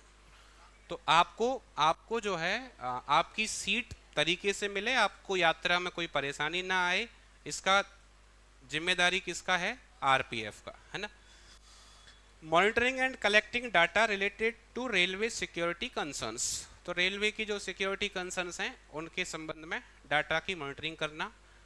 Taking appropriate action in the event of any criminal incidents during train journey. Train के दौरान अगर कोई क्रिमिनल एक्टिविटी होती है तो उस पर एक्शन लेना आरपीएफ का काम होता है। Conducting regular patrols on trains to prevent any illicit activities, और लगातार वो घूमते रहते हैं बॉगीज में, जिससे क्या है कि कोई इलिसिट एक्टिविटी, गैर कानूनी जो है कोई घटना ना घटे, कोई क्राइम ना हो, इस वजह से वो लगातार पेट्रोलिंग भी करते रहते हैं। ये काम होता है, इतनी सारी जिम्मेदारी दी गई है आरपीएफ को, है ना। सैलरी, हाँ,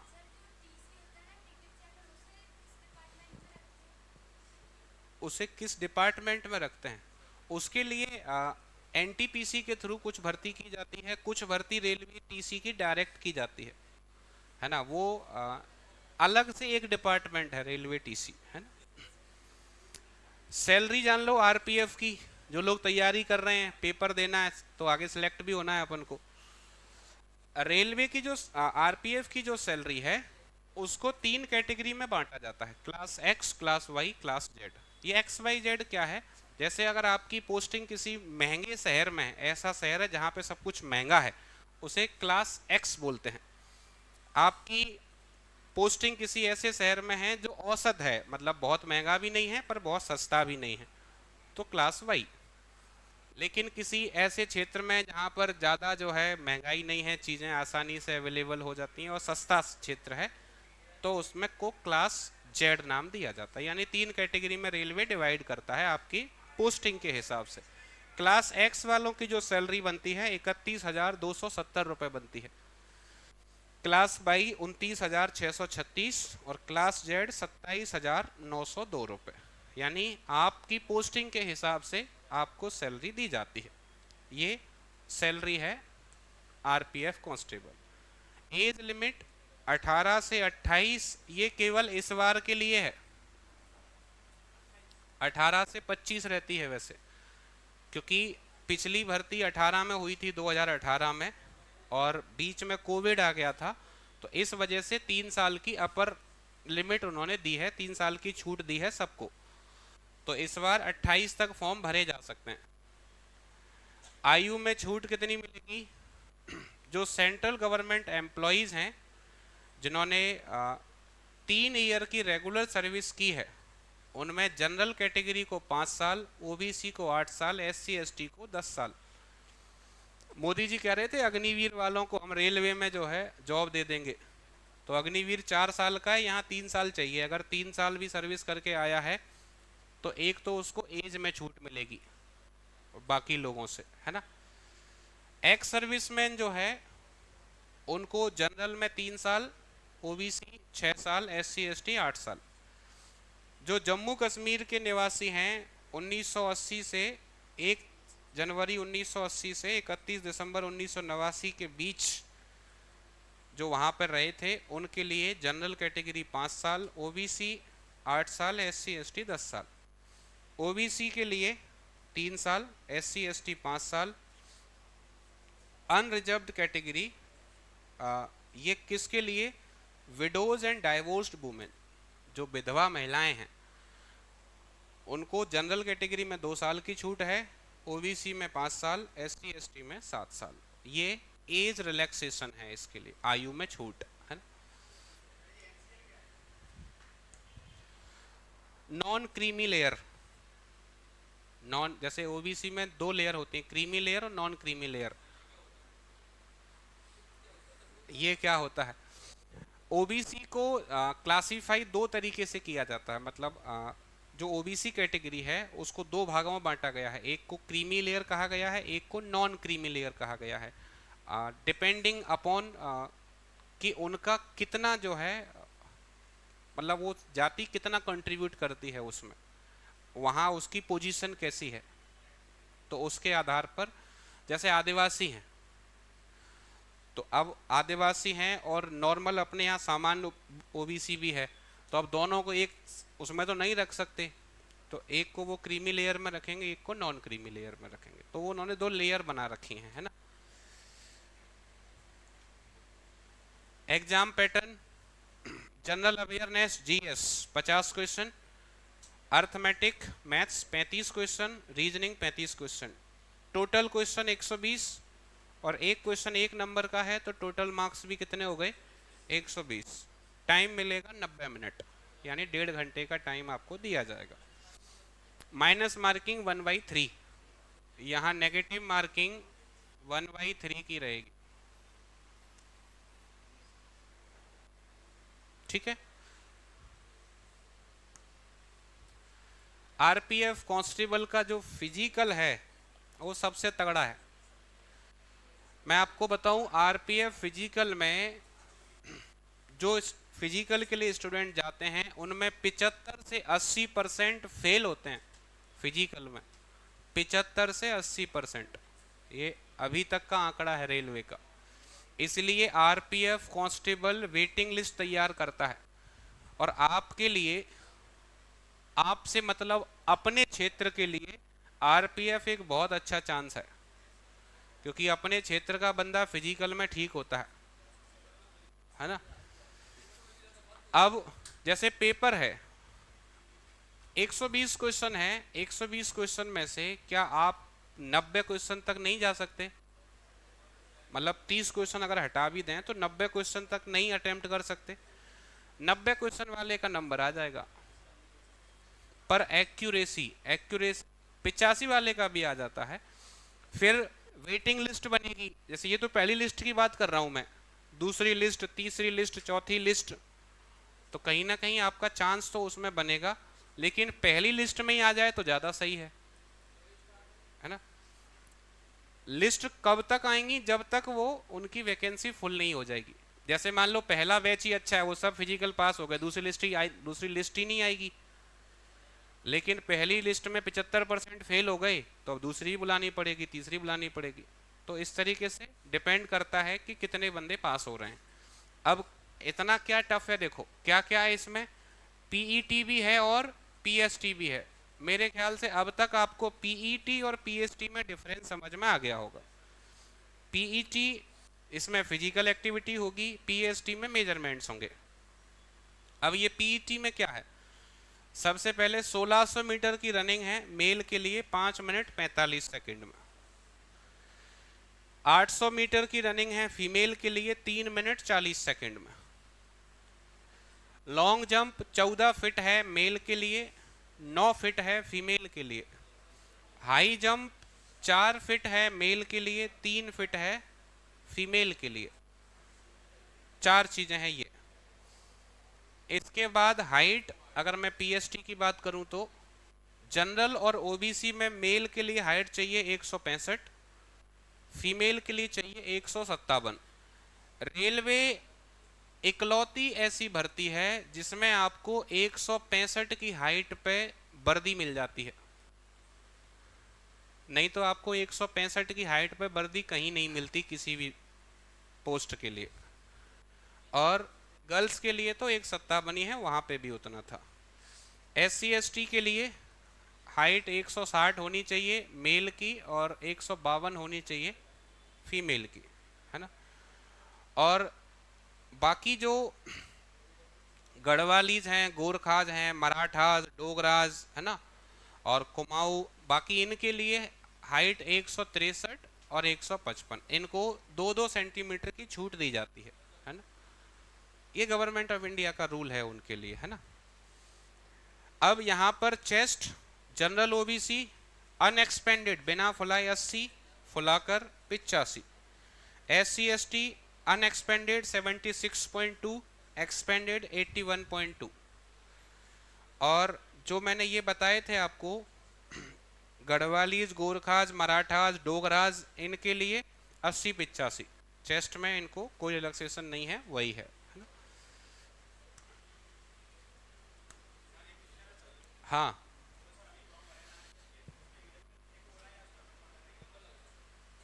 ईडब्ल्यूएस का नंबर लग रहा है। आरपीएफ के संबंध में और कोई जानकारी किसी को, कोई डाउट, कोई कंसर्न? क्लियर?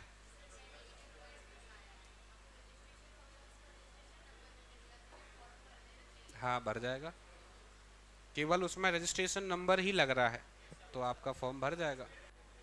हाँ, अच्छा एक चीज और ध्यान रखना, जैसे जब आप फॉर्म भरो और उसके बाद ईडब्ल्यूएस बनवाओ, तो वो आपका वैलिड नहीं होगा।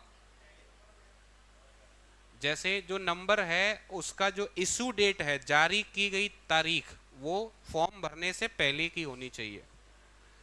जैसे फॉर्म भर दिया 5 तारीख को, ईडब्ल्यूएस बनाया 10 तारीख को, तो जब बनाई 10 तारीख को है तो नंबर 5 को कहां से आ गया, है ना। तो हालांकि नंबर तो वो जल्दी दे देते हैं, है ना, उसमें ज़्यादा टाइम नहीं लगता, इशू करने में 2-3 दिन का समय ले लेते हैं वो, है ना। पुराना वाला काम नहीं करेगा। इसके बाद चंबल क्षेत्र की आन बान और शान, अग्निवीर, इंडियन आर्मी, है ना। इसके लिए जो है बंदे दिन रात एक करते हैं यहाँ पर। Indian army soldier general duty, GD, ये आप 10th क्लास से भर सकते हो। हाँ,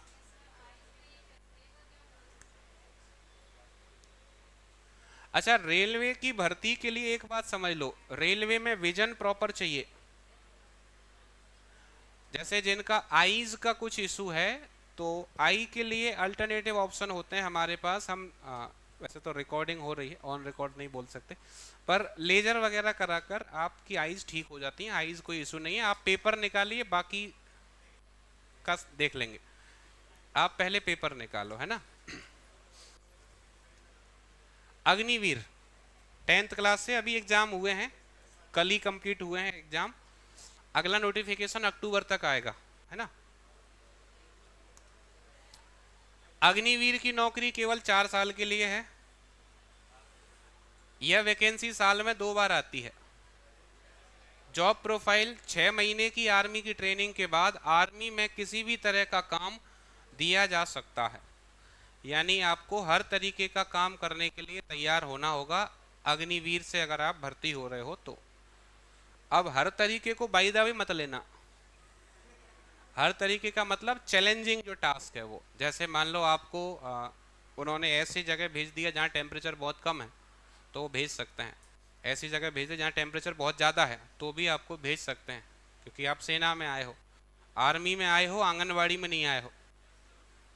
तो आर्मी के लिए आपको इस लेवल पे प्रिपेयर होना है कि मैं पूरे इंडिया में कहीं भी सर्विस के लिए तैयार हूँ, देन ओनली आप अग्निवीर के लिए फिट हैं।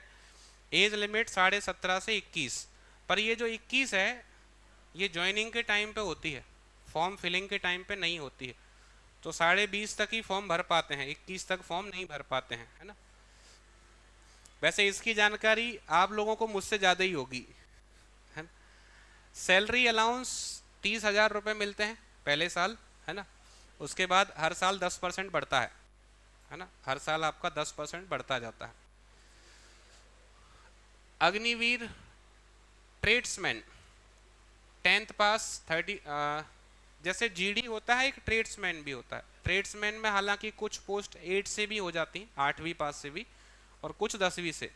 एज लिमिट वही है, हाइट 168 सेंटीमीटर, जीडी के लिए भी और ट्रेड के लिए भी। फिजिकल, जो लोग पेपर पास करेंगे वो फिजिकल के लिए जाएंगे। फिजिकल में क्या होगा, 1600 मीटर की रनिंग होगी। इसके 2 ग्रुप बनाए गए हैं, अगर आपका रनिंग 5:30 के अंदर आ रहा है तो आपको 60 नंबर मिलेंगे, अगर 5:31 से 5:45 जाता है तो आपको 48 नंबर मिलेंगे, क्योंकि इसमें फिजिकल के मार्क्स ऐड होते हैं। पुलअप्स, जिसको हम बीम बोलते हैं, है ना, अगर आपने 10 बीम लगाई हैं तो 40 नंबर मिलेंगे, 9 लगाई हैं तो 33, 8 के लिए 27, 7 पे 21, 6 पे 16, और 6 से कम पे फेल, अगर 5 लगा रहा है तो फेल है। ये मार्किंग वाला प्रोसेस हो गया। 9 फीट डिच, 9 फीट का गड्ढा आपको कूदना होता है, इसके लिए मार्क्स नहीं मिलते, केवल क्वालिफाई करना है। इसके अलावा जिग जैग बैलेंस, आपको बैलेंस मेंटेन करते हुए चलना पड़ता है, वो भी केवल क्वालिफाइंग इन नेचर होता है। तो टोटल 4 चीज़ें हैं आर्मी के फिजिकल में, जो आपकी कहाँ होंगी, रेली साइट पर होंगी, जहाँ पर आपको फिजिकल के लिए बुलाया जाएगा। एनसीसी वालों को इसमें फ़ायदा मिलता है ना, हालांकि ये गलती से एनएनसी कर दिया है, पर ये एनसीसी है। एनसीसी ए सर्टिफिकेट वाले जीडी और ट्रेड्स में इनको 5 नंबर दिए जाते हैं एक्स्ट्रा, बी वालों को 10 और सी वालों को 20 नंबर दिए जाते हैं जीडी में, ट्रेड में 15 नंबर दिए जाते हैं। पर ये नंबर तभी दिए जाएंगे जब आप स्टेज 1 क्लियर कर जाओगे, उससे पहले नहीं मिलेंगे। फीमेल कैंडिडेट्स के लिए भी इंडियन आर्मी ने जीडी में उनको एंट्री दी है, यानी लड़कियां भी आर्मी ज्वाइन कर सकती हैं जीडी से 10th क्लास से। एज लिमिट 17.5 से 21, हाइट 162 सेंटीमीटर। जो फिजिकल होगा लड़कियों के लिए वो क्या होगा, 1600 मीटर की दौड़ होगी 7.5 मिनट में। अगर 7.5 में होता है तो 60 नंबर मिलेंगे। 8 मिनट 7.5 से 8 तक जाता है तो 48 मिलेंगे। 10 फीट का जो है लॉन्ग जंप है और 3 फीट का हाई जंप है। ये केवल क्वालिफाइंग इन नेचर है, इसको क्वालिफाई करना है। Agniveer general duty and tradesman का जो एग्जाम पैटर्न है वो क्या है, 15 क्वेश्चन जीके से आएंगे, 15 साइंस, 15 मैथ और 5 रीजनिंग। तो 15 15 15 5 कितने हो गए, 50। एक क्वेश्चन 2 नंबर का है तो टोटल कितना हो गया, 100। पासिंग मार्क्स हैं 35, कम से कम 35 नंबर आने चाहिए तब पास होते हैं। लेकिन पास होने से बात बनेगी नहीं, क्योंकि मेरिट में आना है। तो उसके आधार पर डिपेंड करता है कि एग्जाम कैसा है और उसके आधार पर आपको चयनित किया जाता है। कोई डाउट यहाँ से, कितना टाइम हो गया, 1-2 और रह गए, करा दें सब। इसमें तो कोई डाउट होगा नहीं, अग्निवीर तो क्लियर है सबको। अब इसके बाद 10वीं से आपके पास एक और मौका होता है एमपी पुलिस कांस्टेबल। ये भी 10वीं से आपका फॉर्म भरा जाता है। पुलिस कांस्टेबल क्या है, मध्य प्रदेश पुलिस विभाग राज्य में कानून और व्यवस्था बनाए रखने, अपराध को रोकने और लोगों की सुरक्षा सुनिश्चित करने के लिए जिम्मेदार है। यानी कानून व्यवस्था को बनाए रखने का काम पुलिस का होता है। जॉब प्रोफाइल इनको करना क्या होता है, दर्ज मामलों के लिए एफआईआर दर्ज करें और संबंधित शिकायत में आवश्यक विवरण भरें। मामले की जांच के दौरान वरिष्ठ पुलिस अधिकारियों को सहायता प्रदान करें। निर्धारित क्षेत्र में गश्त करें, रिकॉर्ड और कागजी कार्रवाई बनाए रखें और उच्च अधिकारियों को रिपोर्ट प्रस्तुत करें। ये सिपाही का काम होता है पुलिस में। सैलरी इन हैंड 27,000 सैलरी मिलती है एमपी पुलिस कांस्टेबल में इन हैंड, शुरुआत में, है ना। ये आगे जैसे जैसे आपकी सर्विस बढ़ती जाती है वैसे वैसे आपकी सैलरी बढ़ती जाती है। अभी कुछ दिन पहले मैं एक एएसआई से मिला था, तो उनको मैंने पूछा कि आपकी सैलरी कितनी है। वो बोले सर अभी 92,000 बन रही है। 92,000। मैंने कहा जो है 92,000 नहीं होगी। उन्होंने कहा आपको मैं पिछले महीने के सैलरी स्लिप दिखा देता हूँ। तो 92,000 सैलरी थी एएसआई की। बोला शुरुआत 500 से हुई थी सर, 84 की भर्ती है उनकी, तो 1984 में भर्ती हुए थे। तो ये जो कांस्टेबल आपका 27,000 से शुरुआत हो रहा है, ये 20 साल 25 साल नौकरी के बाद 1.5 लाख 2 लाख पे पहुंच जाएगा महीने पे। क्यों? क्योंकि जैसे जैसे आपकी सर्विस बढ़ती जाती है आपकी सैलरी इंक्रीज होती जाती है, सैलरी बढ़ती जाती है। तो ये मैंने आपको बताया इसलिए जिससे सैलरी को लेकर दिमाग में कोई ये ना रहे कि बस इतना है, सैलरी समय समय पर बढ़ती है ना। एज लिमिट 18 से 33। एज रिलैक्सेशन मध्य प्रदेश की अनारक्षित महिलाओं, ओबीसी, एससी, एसटी वर्ग को अधिकतम आयु सीमा में 5 वर्ष की छूट दी जाती है। 18 से 33 तक इसका रहता है। अभी इसका एग्जाम हो चुका है, रिजल्ट भी आ गया है और फिजिकल होना अभी बाकी है। मुरैना की अगर मैं बात करूं तो मुरैना में किसी के यहाँ से 2, किसी के यहाँ से 3, किसी के यहाँ से 5 सिलेक्शन है। सक्सेस मंत्र एकेडमी में 25 से ज़्यादा सिलेक्शन है एमपी पुलिस कांस्टेबल में। 25+ students have cleared their first phase. 25 से ज़्यादा स्टूडेंट्स ने फर्स्ट फेज क्लियर किया है ना। इसी तरीके से बाकी के जो एग्जाम्स हैं जैसे एसएससी जीडी हो गया, एसएससी एमटीएस हो गया, एसएससी सीएचएसएल हो गया, दिल्ली पुलिस कांस्टेबल हो गया, सीपीओ हो गया, सारे एग्जाम्स यहाँ से स्टूडेंट क्लियर कर चुके हैं। इसमें एकेडमी की वाहवाही नहीं है, इसमें स्टूडेंट्स का जो योगदान है वो ज़्यादा है। अब हमें ये आप गॉड ग्रेस मान लो, ईश्वर की कृपा मान लो कि हमको जो स्टूडेंट मिलते हैं वो मेहनती ही मिलते हैं, अच्छे मिलते हैं, अनुशासित। क्योंकि अनुशासनहीन लोगों के लिए यहाँ कोई जगह नहीं है, मैं आपको बता दूं। हमको इनडिसिप्लिन वाला बंदा बिल्कुल नहीं चाहिए। क्योंकि आप जो लोग मुझे पुराने समय से जानते हैं वो हमेशा एक बात जानते होंगे कि मैं एक ही बात कहता हूं, चंदन की चुटकी भली और गाड़ी भरा न काठ, चतुर तो एक ही भला, मूर्ख भले न 60। कम लोगों को पढ़ा लो पर अच्छा पढ़ाओ। तुमने 2-2 हजार में 500-500 में भीड़ भर ली, सिलेक्शन निकला नहीं तो क्या मतलब है? इसलिए हमारी फीस भी ज्यादा रहती है, तो भी हाउसफुल रहता है। अग्निवीर में आपने देखा होगा लास्ट तक जो है स्टूडेंट, और सिलेक्शन भी मिलेगा। मैं आपको बता दूं, अभी रिजल्ट नहीं आया, आप देखना जितनी मुरैना की सारी कोचिंग मिलकर सिलेक्शन देंगी उतने सिलेक्शन अकेले सक्सेस मंत्र एकेडमी से होंगे। ऑन रिकॉर्ड बोल रहा हूं मैं आपको ये बात, और उनसे और ज्यादा ही होंगे। पिछली बार 130 से ज्यादा सिलेक्शन थे, इस बार पहले से नहीं बोलना चाहिए, 200 प्लस जाएंगे सिलेक्शंस। ऐसी संभावना है ना, ऐसा जा सकते हैं पेपर के आधार पर, इस आधार पर जो पेपर हुआ है उसके आधार पर।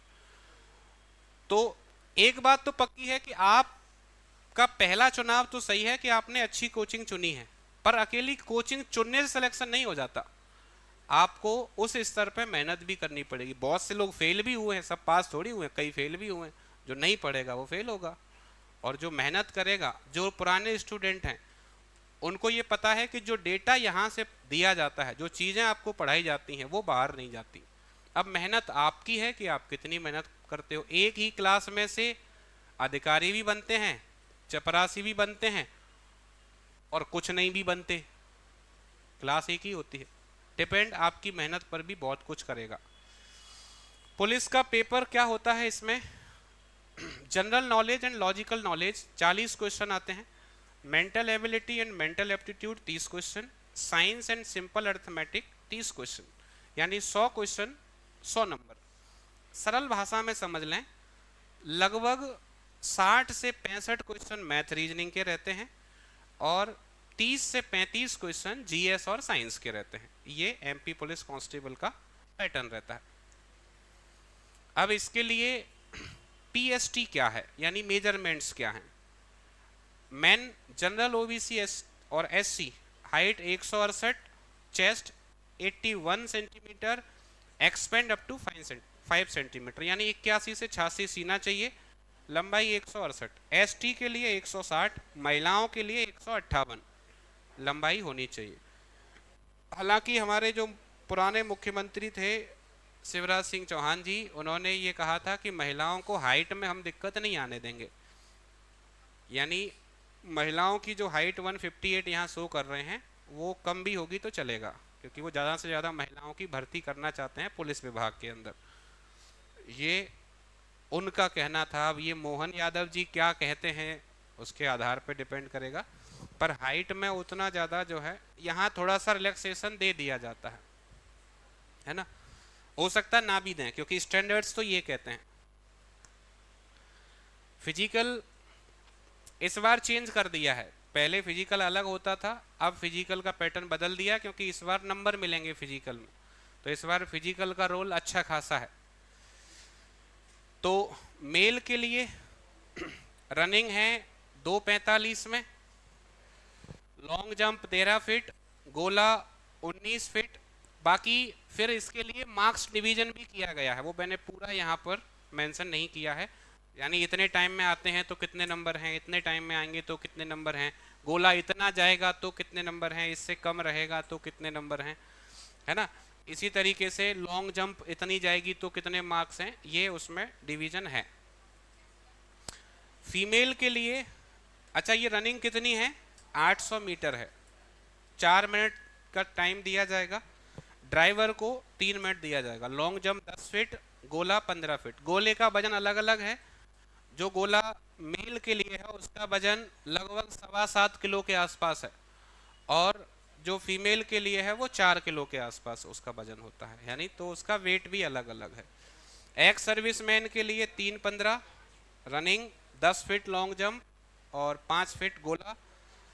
होमगार्ड सोल्जर के लिए 3-15, 12 फीट और 17 फीट। ये अलग अलग कैटेगरी हो गई, जैसे constable, head constable, constable tradesman, ex serviceman और होमगार्ड सोल्जर।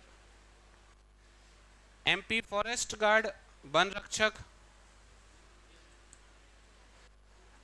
फॉरेस्ट गार्ड क्या है, नाम से ही समझ में आ रहा है, फॉरेस्ट को गार्ड करना, है ना। तो वनों की सुरक्षा हेतु नवीन सुरक्षा प्रणाली का क्रियान्वयन करना, यानी वनों की जिम्मेदारी रहती है। ये पूरा यहाँ पर आपको बताया गया है कि उनका वर्क प्रोफाइल क्या है, तो पूरा संबंधित है वनों की सुरक्षा से लेकर, है ना। सैलरी इन हैंड शुरुआत में 20,000 आपको मिलती है। एज लिमिट 18 से 30। एज लिमिट भी लिखते जाना, जिनकी एज लिमिट जो है ज़्यादा हो रही हो तो वो देख लें कितना टाइम और बचा है अपने पास, है ना। रिलैक्सेशन SC ST OBC 5 साल। उसके अलावा all categories of government personnels of MP 8 साल। Inter caste marriage of unreserved category 5 साल।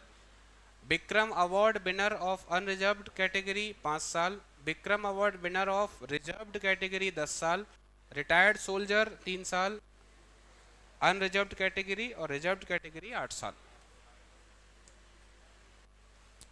सिलेबस क्या है फॉरेस्ट गार्ड का, 5 सब्जेक्ट हैं, general knowledge, general Hindi, general English, English, है ना। हाँ यहाँ हाईलाइट कर देता हूं मैं इसको।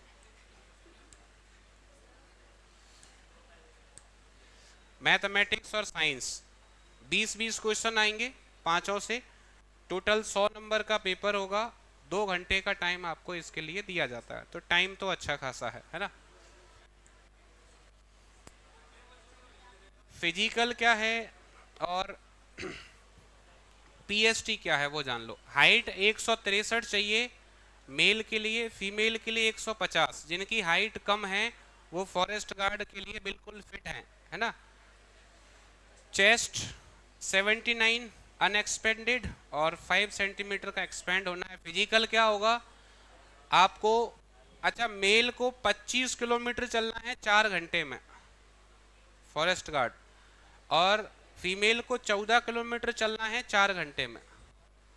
वॉकिंग होता है ये, है ना। तो अपने लिए गोवर्धन की परिक्रमा है, बस ये मान लो, है ना। अग्निवीर नेवी MR, अच्छा इसके लिए भी फॉर्म 10th क्लास से भरा जाता है और इसका नोटिफिकेशन भी आने वाला है। इसके फॉर्म भरे जाएंगे 14 मई से।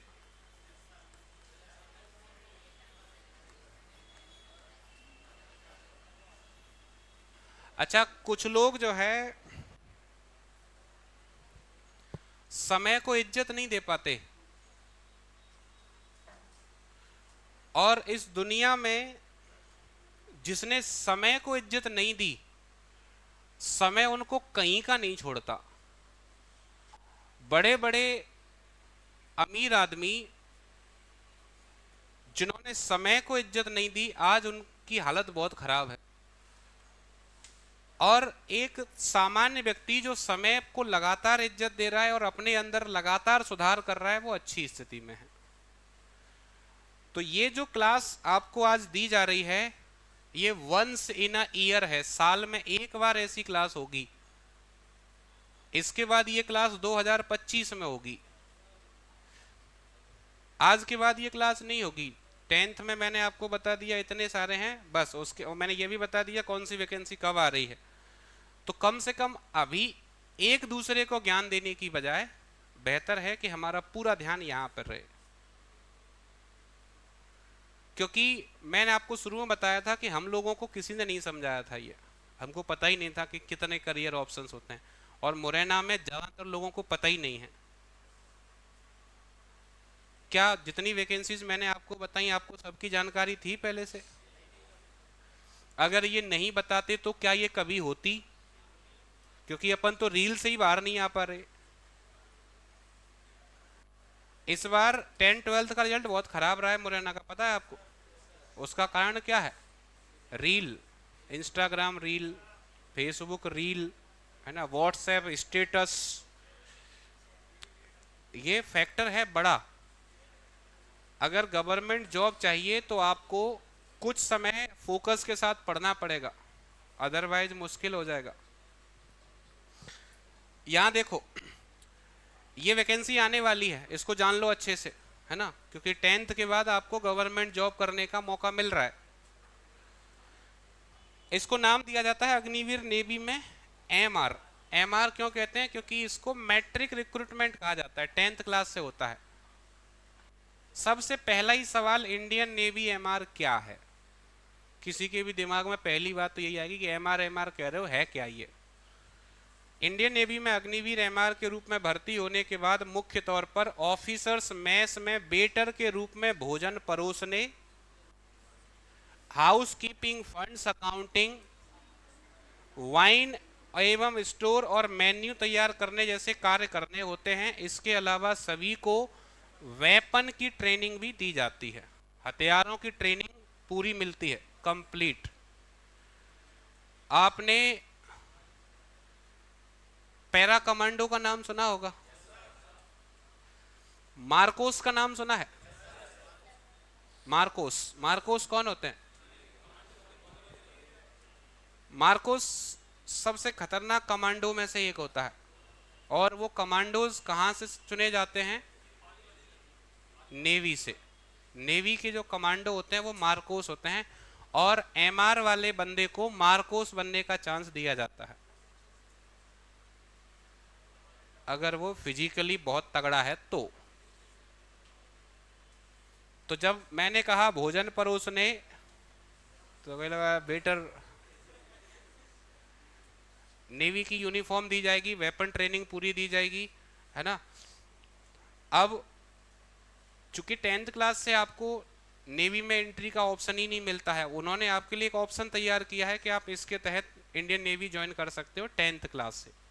इसके अलावा SSR AA होता है 12th क्लास से, वो जब मैं 12th समझाऊंगा तब आपको बताऊंगा। इंडियन नेवी की प्रोडक्शन यूनिट में काम करना होता है इनको।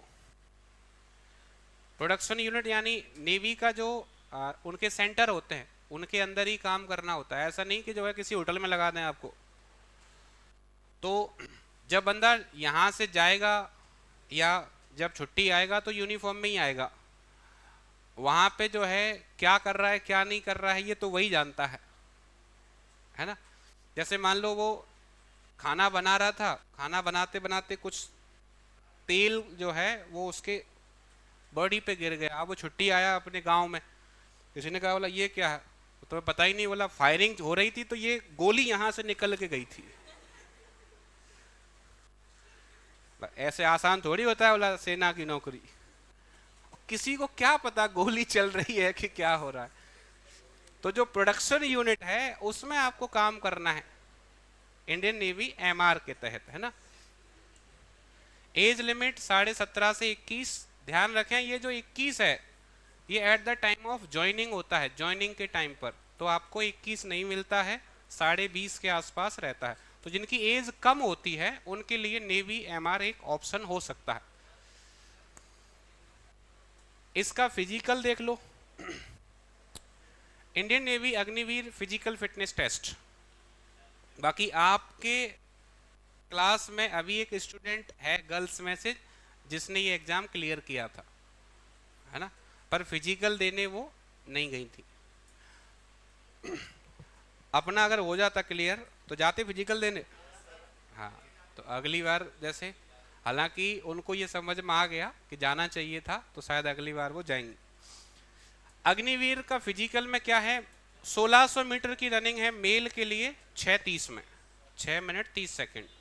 इसके अलावा उठक बैठक 20 और पुशअप्स 12, है ना। फीमेल के लिए 1600 मीटर 8 मिनट में, उठक बैठक 15, पुशअप्स नहीं होते, बेंट नी सिटअप्स होते हैं, बेंट नी सिटअप्स, बेंट नी सिटअप्स, है ना। बाकी अच्छा, फिजिकल के लिए भी आपके पास एक ऑप्शन है कि सक्सेस मंत्र एकेडमी फिजिकल भी तैयारी कराती है, तो फिजिकल के लिए दिक्कत नहीं आएगी। पहले आपका फोकस होना चाहिए एग्जाम पर, जैसे ही आपका एग्जाम क्लियर होता है तो फिजिकल के लिए भी आपको यहाँ से प्रॉपर ट्रेनिंग दी जाएगी, प्रॉपर गाइडेंस दिया जाएगा, है ना। अब हाइट रिक्वायरमेंट मेल के लिए 157, फीमेल के लिए 152, यानी फीमेल कैटेगरी में जिसकी हाइट 152 है वो इस पोस्ट के लिए फॉर्म भर सकती। अब मेडिकल पे आ जाओ, आंख वाला, without glasses 6/6, worse eye 6/9, with glasses यानी अगर चश्मा भी है तो भी चलेगा, पर चश्मे के साथ 6/6 होना चाहिए, 6/6, है ना।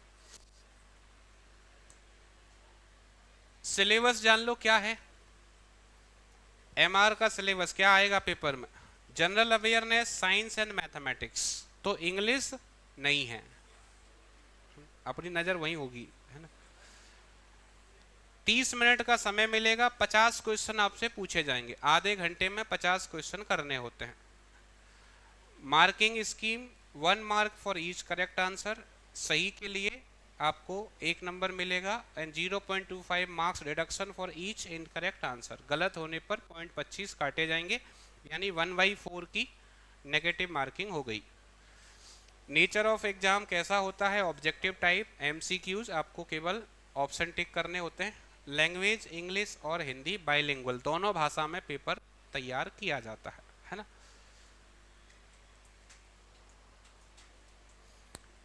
इसी अच्छा, इससे संबंधित कोई प्रश्न?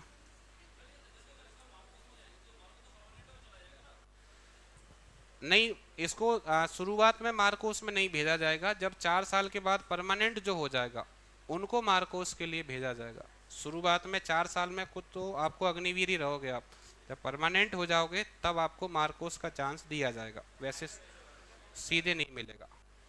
हाँ, भर सकते हैं। 10th में काय की बायोलॉजी, तो ये तो 10th की बात चल रही है ना, परसेंटेज कोई इशू नहीं है, 33 होनी चाहिए बस, है ना। अच्छा, पहले होता था, पहले परसेंट के बाद ही कॉल आता था, 92% से पहले कॉल ही नहीं लौटता था। अभी उन्होंने वो चेंज कर दिया, तो आपके पास एक मौका है, कम से कम पेपर तो दे ही सकते हो, है ना। जैसे अग्निवीर आर्मी के अंदर जीडी और ट्रेड्स होता है, वैसे ही नेवी में एमआर के साथ साथ ट्रेड्समैन मेट भी एक भर्ती होती है, ये भी आपकी 10th क्लास से होती है। ये क्या है, यह भारतीय नौसेना ट्रेड्समैन मेट समूह सी के, सी मतलब ग्रुप सी, कांस्टेबल लेवल की पोस्ट है, के भीतर गैर राजपत्रित के रूप में वर्गीकृत एक सम्मानित पद है ना। काम क्या है, इंडियन नेवी की प्रोडक्शन यूनिट में काम करना होता है, फाइल ट्रांसफरिंग, सीनियर ऑफिसर्स की काम करने की मदद, ऑफिस की क्लीनिंग एंड मेंटेनेंस, ये काम मतलब आपको ऑफिस मेंटेन करना होता है। एज लिमिट 18 से 25, रिलैक्सेशन SC ST 5 साल, OBC 3 साल, नो फिजिकल रिक्वायर्ड, इसमें फिजिकल नहीं होता है ना।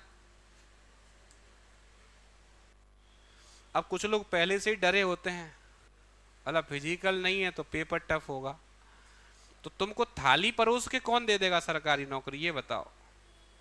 सरकारी नौकरी इतनी आसान बात थोड़ी है, कंपटीशन तो करना पड़ेगा, और हम जो है अगर मेहनत करेंगे। अच्छा, जब आप इसमें एंटर करते हो ना, तो वहां एक थॉट लिखा है दीवार पे, कभी नजर गई उस तरफ? नहीं गई ना, बिल्कुल अपनी नजर घोड़े की तरह रहती है। तांगे में जो घोड़ा लगा रहता है ना, ऐसे उसके 2 बार लगा देते हैं पट्टी, देखेगा ही नहीं, सीधे बोला क्लास में गए और बाहर, इधर उधर देखना ही नहीं। वहां लिखा है कि कोई भी लक्ष्य इंसान के साहस से बड़ा नहीं, हारा वही जो लड़ा नहीं। अगर इंसान ठान लेना तो ईश्वर की सर्वश्रेष्ठ रचना कहा जाता है मनुष्य को। तो अगर आप ठान लो तो इस दुनिया में ऐसा कुछ भी नहीं है जिसे आप पा ना सको। पर वो जो ठानना है वो 6-7 दिन के लिए ना हो। आपने देखा होगा जब आपके का पड़ोसी कोई सिलेक्ट हो जाए, आपका फ्रेंड कोई सिलेक्ट हो जाए, तो आपको बहुत गुस्सा आता है अपने आप पर। आपका पेपर बिगड़ जाए तो बहुत गुस्सा आता है ना, 1-2 नंबर से फेल हो जाए तो बहुत गुस्सा आता है। पर यह गुस्सा ज्यादा से ज्यादा 10 दिन चलता है, 11वें दिन से फिर वैसे के वैसे ही। अगर ये ठीक से चल जाए तो आप अपना टारगेट अचीव कर जाओगे। इसलिए एक बात समझ लो। अच्छा एक बात बताओ, चलो सरकारी नौकरी अगर आपकी नहीं लगी तो प्राइवेट तो करनी पड़ेगी ना, बॉयज को तो करनी पड़ेगी कम से कम।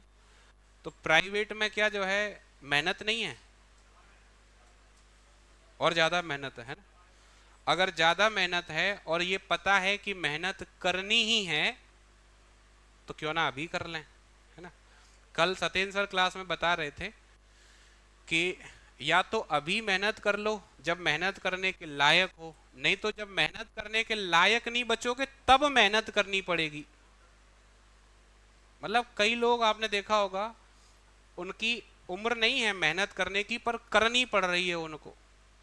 क्यों? क्योंकि जब उम्र थी तब नहीं की।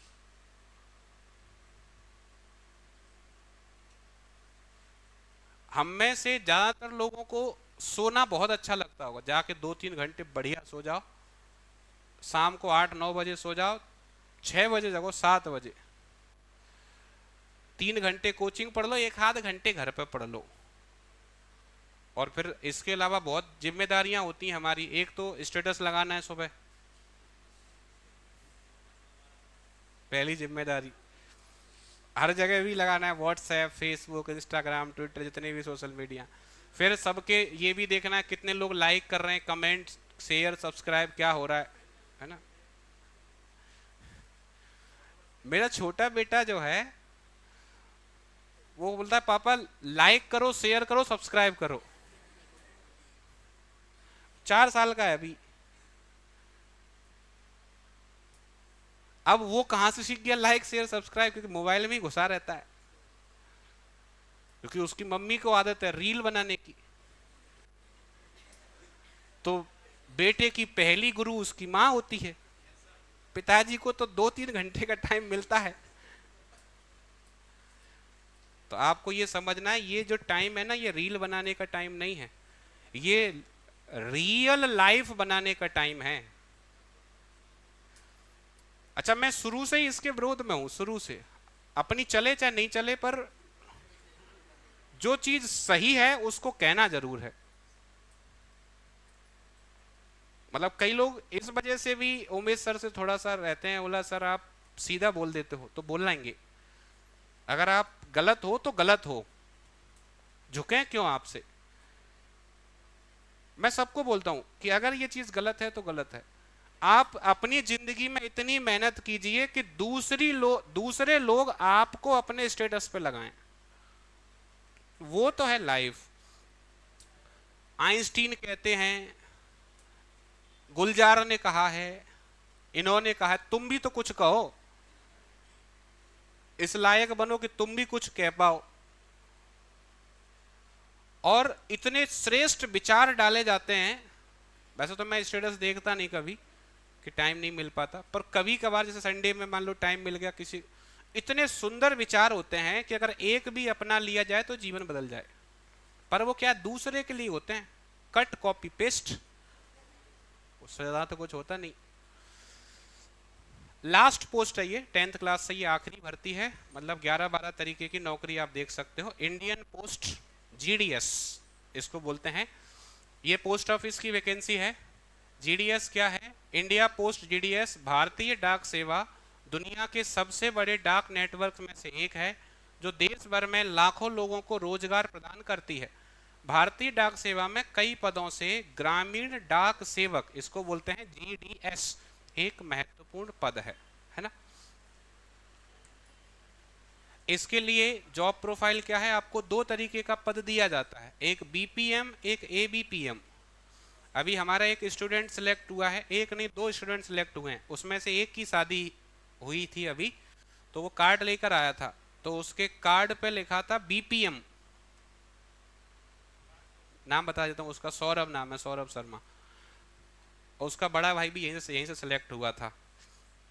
तो अब राम सिंह सर पूछ रहे, सर ये बीपीएम क्या है?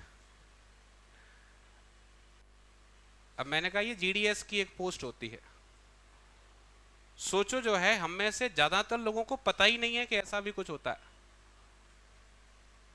बीपीएम का मतलब क्या है? इसको बोलते हैं ब्रांच पोस्ट मास्टर। काम क्या है? BPM has the overall responsibility of smooth and timely functioning of post office, यानी इसकी जिम्मेदारी होती है कि पोस्ट ऑफिस प्रॉपर तरीके से फंक्शन करे। असिस्टेंट ब्रांच पोस्ट मास्टर, नाम से समझ में आ रहा है कि ये कौन है? असिस्टेंट है, किसका? इसका, बीपीएम का, है ना। तो ये बड़ा पद है और ये छोटा पद है।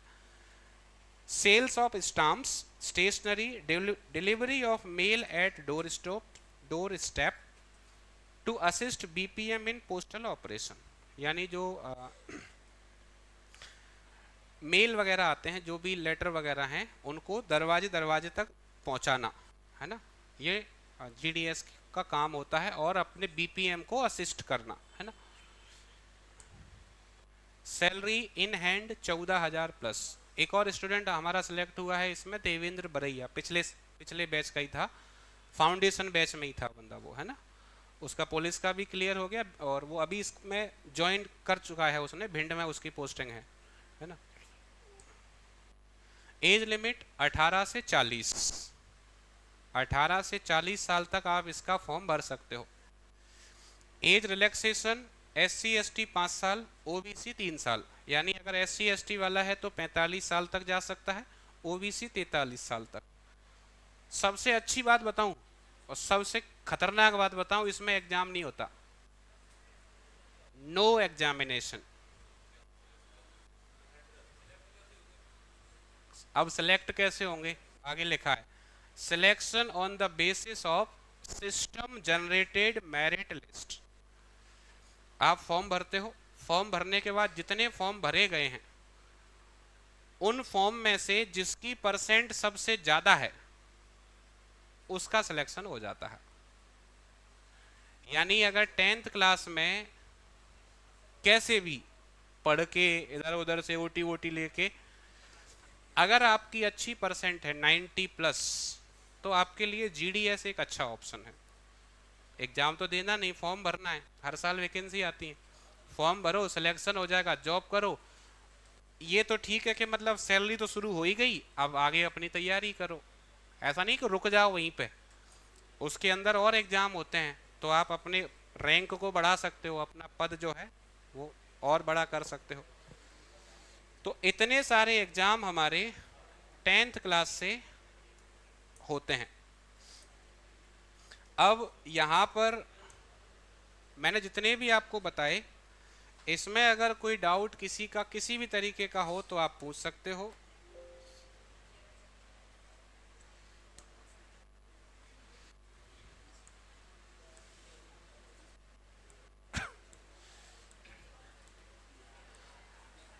अच्छा, एक चीज और सुनना है आप सबको, इतनी वैकेंसी मैंने आपको बताई है ना, चाहो तो इसका फोटो खींच सकते हो, जिससे आपको ये पता रहे कि कितने सारे ऐसे फॉर्म्स हैं जो आप 10th क्लास से भर सकते हो। इनमें से 4-5 वैकेंसी अभी आने वाली हैं, है ना।